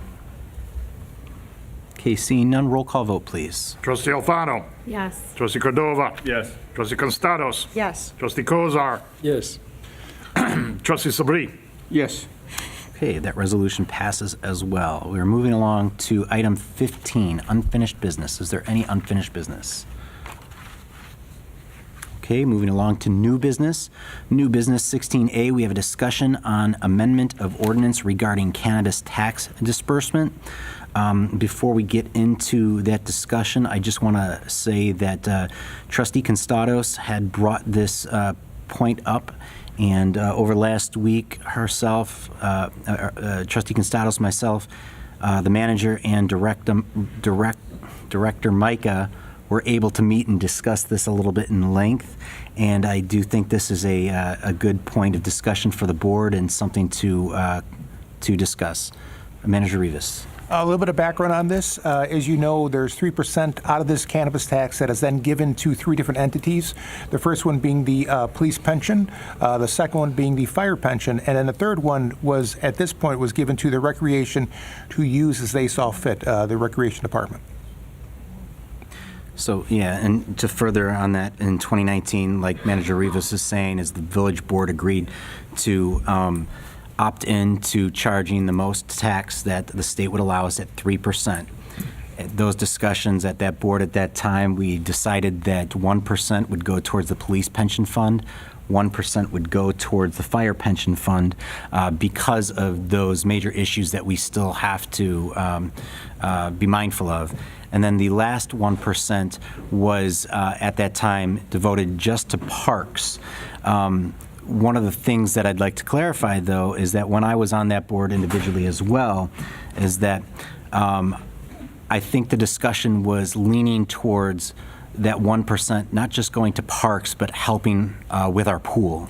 So we're here today, and Trustee Constados, you'd be willing to speak about this, about what the idea is for moving forward with this 1% tax that we have on the books allotted to just parks. So we met together and we talked about doing a separate savings account fund where this 1% would go into a fund marked new pool only.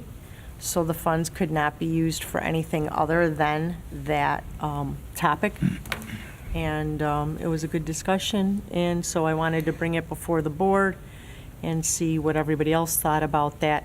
I think this would be a way to start saving money as we go along. Doing a new pool is going to be very expensive, but it would be an account that we could also put money into. If we ever get some grants, we could put the money into that account as well, and it'll ensure that the money goes towards what it's supposed to be used for and can't be used for anything else.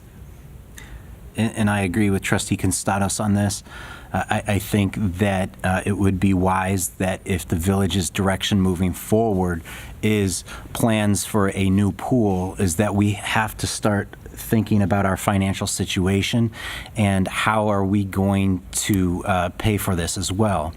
Of course, grants are available and out there that we should be applying for.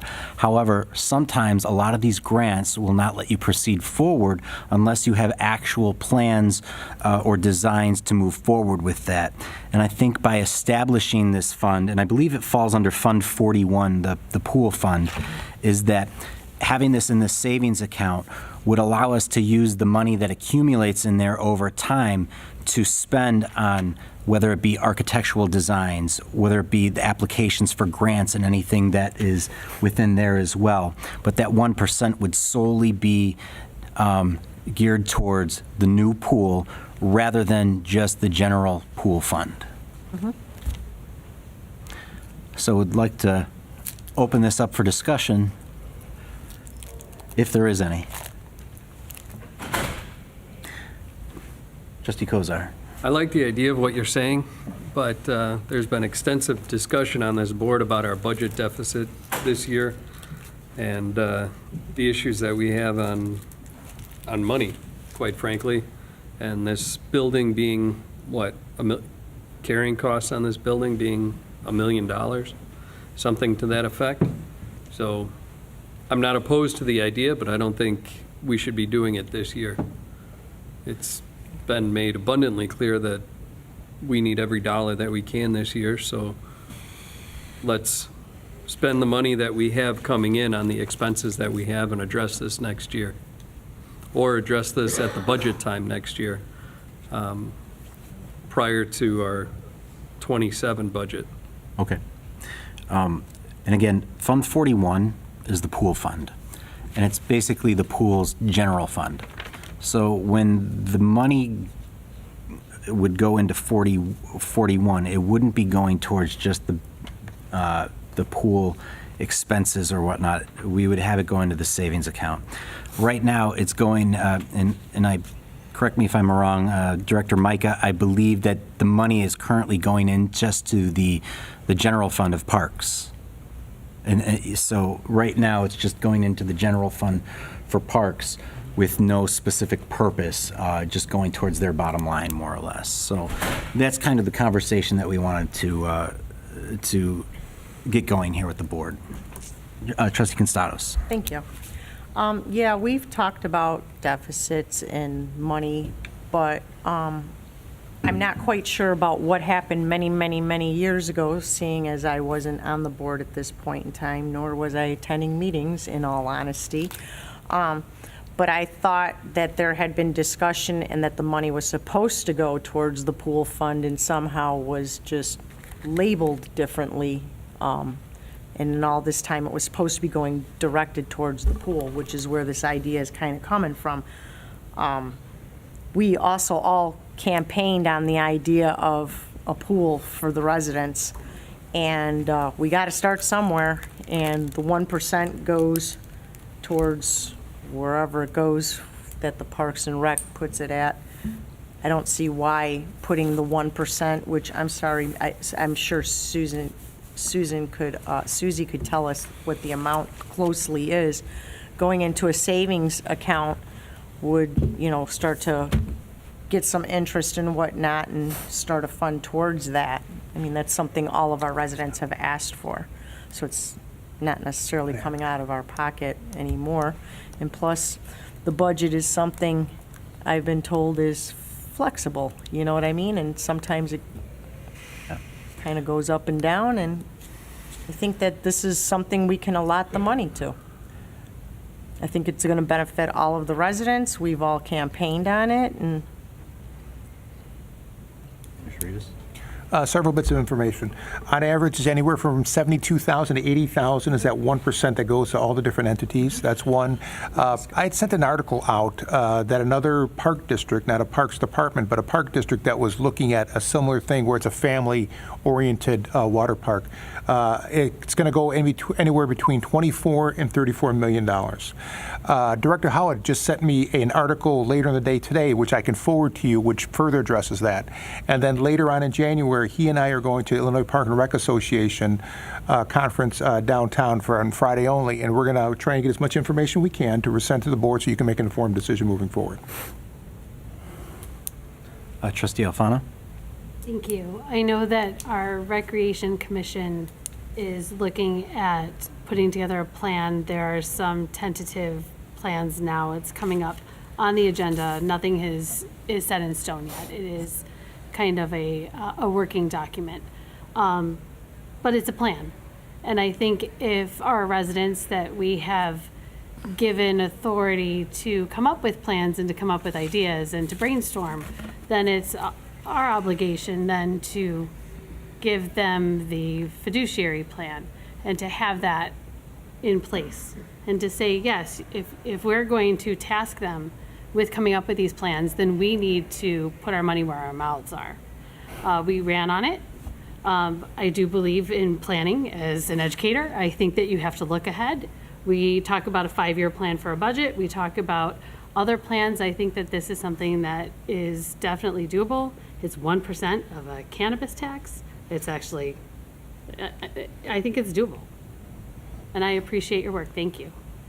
We talked about that when we were meeting for a budget and kind of brainstorming together. And yes. I think that in conversation with other residents as well, I think it's really an important thing for our community overall. And to kind of touch base on that as well, and regarding where our financial status has been, there have been a lot of question marks regarding the previous Parks and Rec budget as well. So whereas the 1% right now is just going into the Parks Fund, and we don't know exactly where that's earmarked or where that's going to. So I think the importance of doing this would be, while yes, we might be out that $70,000 or whatever that annual increase is that year for the bottom line of Parks budget, this way we at least know $70,000 is going towards a savings account for the pool. So I agree with you on that. Trustee Alfano. And if I may, I know that when we talk about grants or when we were at IML and we would go from booth to booth and talk about how we could possibly bring a pool to our community in a very budget-friendly way. there were a lot of different ideas that were thrown at us, but a lot of them did include needing some seed money. And I think that this provides that seed money. A good starting point for it, absolutely. Is there any other discussion? One of the things, we put this on here for discussion for this reason, just so that way we can start thinking about it as a board collectively. When the board is ready, or if a specific board member or board members are ready to do this, this is not necessarily a simple task, but simply creating a new account and giving direction to staff to start doing this once we start collecting the cannabis tax. So, per any further discussions that we might have or whatnot, if this is something that the board wants to pursue and wants this on the agenda, please follow the appropriate path in making that happen. Will do. Is there any other discussion? Okay. Is there any other new business? Trustee Constados. Sorry, thank you. Yes, we had received an email from a resident bringing up the issue at 1330 South Villa Avenue, and I was wanting to bring that to the table for it to be looked into again. And just to clarify, in the past, the 1330 South Villa Avenue address, we've received multiple complaints, and the village has received multiple complaints from that address, whether that be overcrowding, garbage complaints, nuisance noises, nuisance issues, and so forth. And so it seems that we are starting to take on some more of those complaints, whether that be through email or word of mouth. So we're going to bring that up for discussion. And I don't know, Manager Rivas, is there anything anything new to bring to light? Each one of the complaints we receive get handled in real time, and we know of everyone who has come forward. We've had discussions with them. I spoke to some of the people that live in that area at a town hall meeting, and I'm very aware of what their concerns are, of overcrowding, garbage, what is actually going on there, what kind of multi-purpose unit it actually is, and it may take further review. We don't want to get into legalities and get ourselves in a trick bag, so we have to proceed with caution to make sure we're on the right side of the law. But we will answer any and all complaints that we receive at that address, and we have. There has not been one that has gone unaddressed. And I think it's also important to note, not just for our residents, but when we talk with our constituents out there, to let them know that we are available. If they have complaints too, they can send them to us, and we could forward them on to staff as well. So I would just recommend that if you continue getting those, let's share those with the rest of the board and with staff, so that way we could stay on top of it. Is there any other discussion on 1330? Okay, seeing none, is there any other new business? Trustee Alfano. Yeah, I have had fielded some concerns, let's say, about some violations that don't exactly make sense at this time of year. It's something that is happening now, but it also happened last year, the year before, and even before I was on the board, but was walking door to door. And that is getting violations for painting the outside of your either your house or your garage in the wintertime. And I'm wondering why that is consistently coming up during the winter with our village. I think that we really need to kind of focus on what we're able to do, what restraints we have in winter, what we can and cannot do. If you want a wish list of like, hey, we are noticing, maybe in the spring, consider doing this. But I can't tell you how many people, when I was knocking on doors, I had one woman cry, who was like, I've gotten all of these, and she just put them all out and was like, I don't understand. It's February. What am I supposed to do in 30 days? And I just think that it's frustrating for residents, and it's just not the right thing to do. So I'm wondering if we can consider those things when we are looking at violations in the village. I understand that we want properties nice. I understand there are reasons to do so, but I also think there are limits to when we should be asking folks to do work and what type of work. And I also, and I know that we've discussed this as a board before in the past when it comes to code enforcement. We really want to take the customer first approach and the educational route rather than punitive. And that's something that I agree with as well. And I think those are some of the changes that at least I would like to see from staff, from this board. Trustee Sabri? I have a similar experience with the myself, and also we have so many residents that some of the inspectors, they just look the other way. They are aware of some of those concerns, and we are doing code enforcements, but maybe the backlog is so long that they don't even go back and review that what the violation was and never addressed. It seems like that we get a complaint from a resident three doors down the house, and we act on that so quick, versus there are so many residents that I brought up to code enforcement and nothing has been done about it. So I think maybe we should do is, and I know we discussed the code enforcement and then getting the new permits issue resolved. Maybe we should have a list someplace that how many homes are out there that they are in the violation of certain codes and what we're doing about it. I think this also goes to some of the points that we talked about even earlier in this meeting regarding how we're trying to take a new approach. Director House is having coffee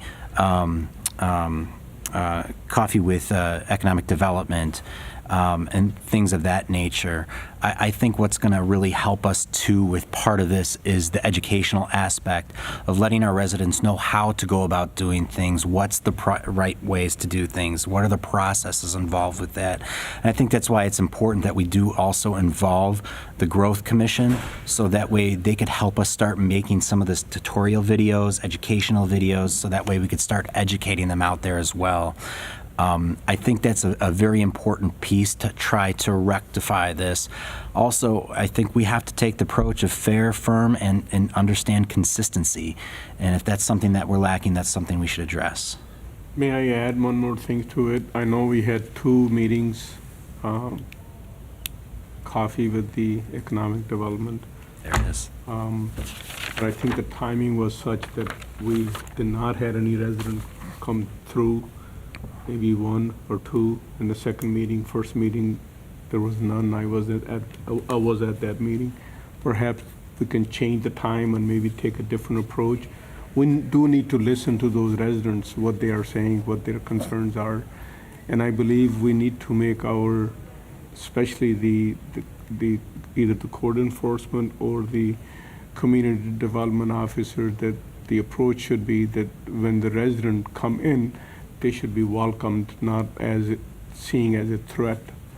I think that's the goal. We should. I'm just saying, under new business, that we should somehow explore different avenue how we can make our resident more welcome. That they want to come and ask for the permits and they want to enhance this town a little bit better.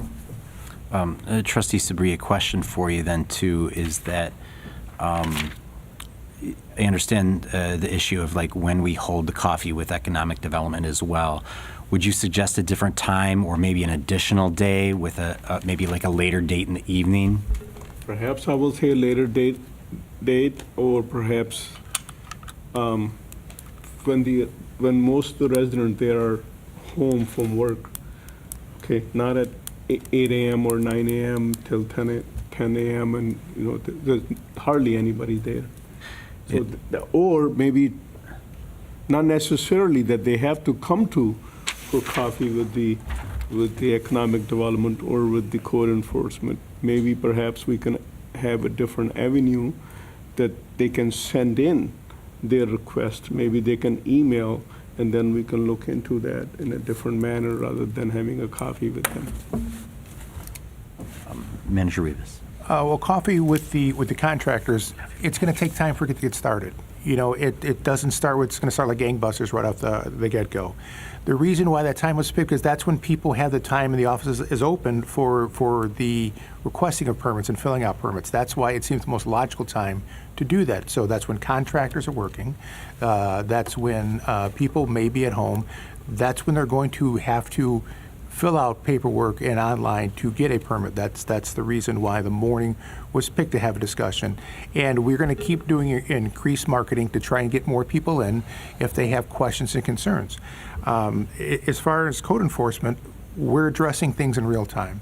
We issue a weekly report. We can get that to you so you can see what concerns and what complaints we are addressing.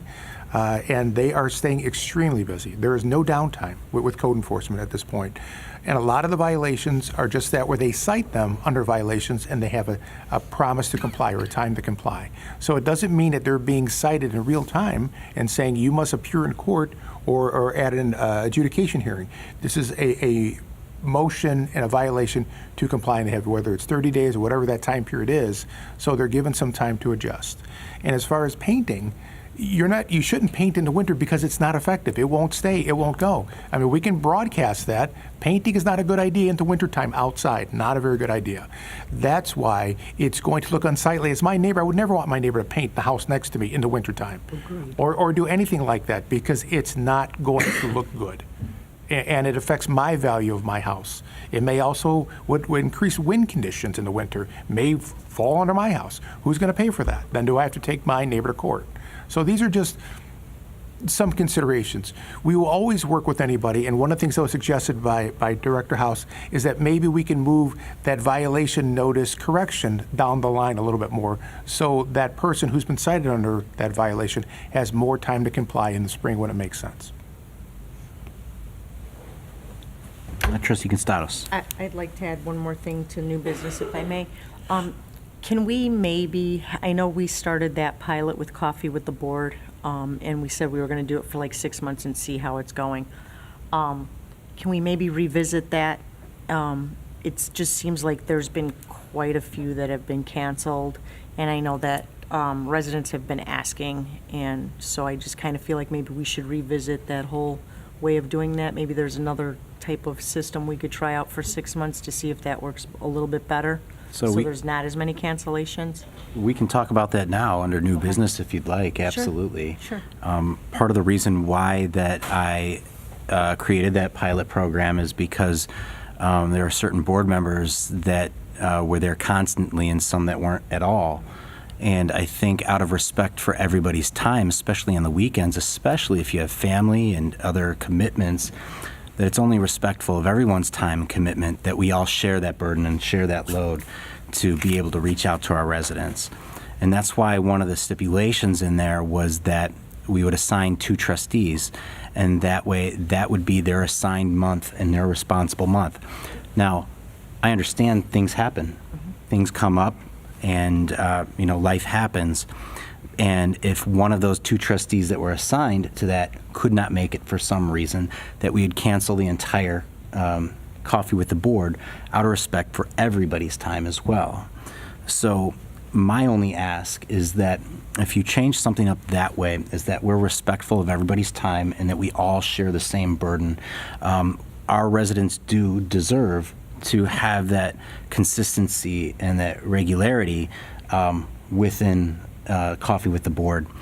But also it has to be realized that sometimes things happen. Things come up and we can't make that, and meetings do get canceled. And I was just going to suggest maybe we could try the same program, but let's say if one of the 2 trustees who are assigned to that cannot make it, if they can find somebody to replace them, it would be upon them to try to find somebody to replace them.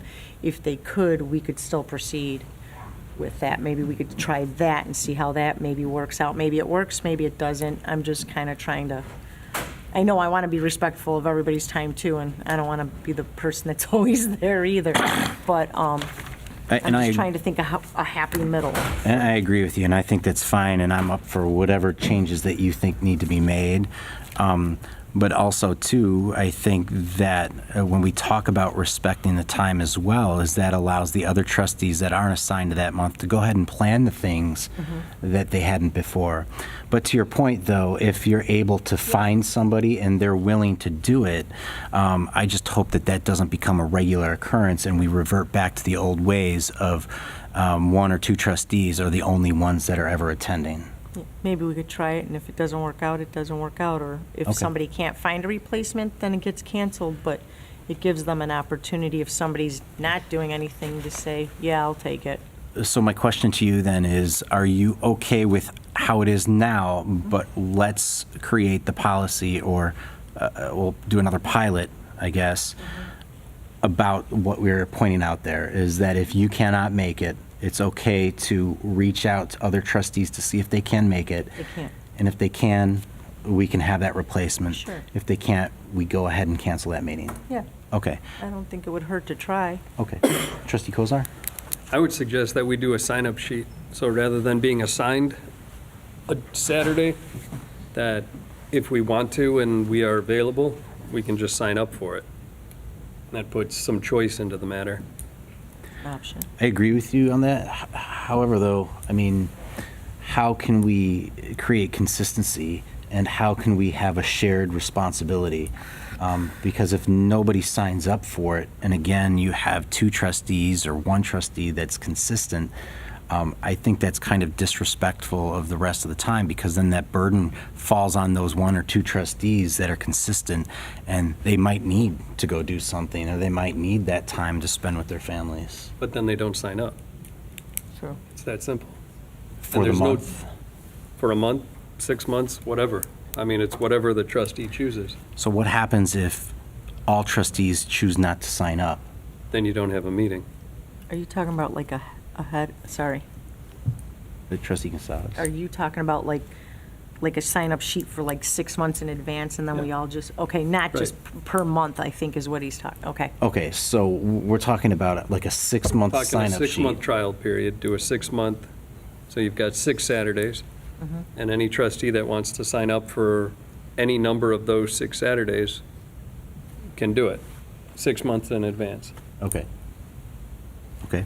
We could try that, something different. I mean, if there's one trustee who's going to all of them, it's by choice, you know what I mean? And maybe they enjoy going to every one of them or whatever, you know what I mean? And But also, too, they might feel obligated, and I know that's from past experiences as well, is that if they don't show up, who else will? So I think it's, Yeah. we should have some sort of sign-up list, like what trustee Kozar is saying, or the latter.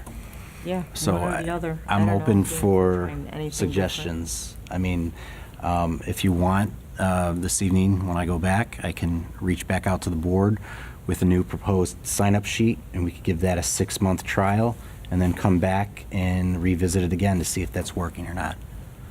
Yep. Was everybody okay with that decision? different. I'm good with that. Okay. We I'm take just going to take a quick consensus then. If what we can do then is that I will create a 6-month sign-up sheet for Coffee with the Board. Sign up at your discretion in advance. Clerk Lauken, roll call for consensus. You want a first and second it? No, just a voice vote or a consensus. Trustee Alfano? Straw poll. Yes. Trustee Cordova? Yes. Trustee Constados? Yes. Trustee Kozar? Yes, Trustee Sabri? Yes. Okay, that's what I'll do. And I will reach back out to the board the next few days. Is there any other new business? Question on that. Oh, yes, trustee Alfano. When would that start? When does the new 6-month start? So the pilot program, I believe, ends February. Let me check really quick. This February, next month, or it might have been January. If you give me a second, I might be able to find that out really quick here. So the pilot program would end February 7th of this year. February 7th has been scheduled to Trustee Sabri and Trustee Constados. So if we want to continue the plan as is for February 7th, we can, and then I can make the sign up within the next few days that would include March and so forth. Sure. Is that all right? Yeah. Okay. Then we'll do that. Trustee Sabri, Trustee Constados, is everything still good for, tentatively for now, for February 7th? Yeah, for me. Okay. And again, any other trustees that would like to attend are more than welcome to attend it as well. All right, so we are good there. Is there any other new business? Okay, seeing none, we are going to go ahead and move along. We don't have any village commissioner reports, so we'll go ahead to the village clerk's report. Nothing. Okay, trustees' reports, starting on my left. Trustee Sabri. Happy New Year. Let's hope for the best for this year, and we have a lot of new plans, and let's move forward. Trustee Alfano. Thank you. I want to say congratulations to the holiday decorating contest winners and to those contestants who all helped Villa Park to shine during the holiday season. And thank you to the Fun Commission for encouraging and recognizing neighbors to help lift the holiday spirits throughout the village, and to our staff liaison, Brian Roche, for safely driving the sleigh as the commission's judge each of the holiday homes that were submitted. They had a great time. I missed it, but I did hear a lot about it, and they had a great time. And I just wanted to say to our board that I'm really proud of the board that I serve with. And I'm proud of our village for showing up for each other. This is what community is about. I am in awe every day of those who step up, of those who build the food pantries to feed each other, those who set up clothing drives or food trains for their sick neighbors, who want to protect all of their neighbors to keep them safe from harm, no matter what their personal or their political beliefs they hold. And they hold them very dear. Villa Park consistently shows up for each other. Thank you, Villa Park. We live in an amazing community. It is an honor and a privilege to serve this village as your trustee. That's all I have. Thank you. On my right, Trustee Constados. Thank you, yes. I'd like to say Happy New Year to everybody. I hope everybody had a wonderful holiday season. It's a new year, and we have a lot of work ahead of us, and I just want to wish everybody a new year and about it, and say I hope that our police department stays safe and everybody stays safe with everything that's going on. Thank you. Trustee Cordova? No report. Okay. Trustee Kozar? I want to thank Manager Rivas for getting the adjudication hearings put on YouTube. Those are the Thursday hearings that are held, well, in the boardroom, but here, I guess, temporarily. They're now recorded, and part of the issue with that was that some residents had reported that they thought they and other people that were required to go to those hearings were being either mistreated, or their due process rights weren't being followed. They weren't being listened to. The decisions were already made before they even stepped up there.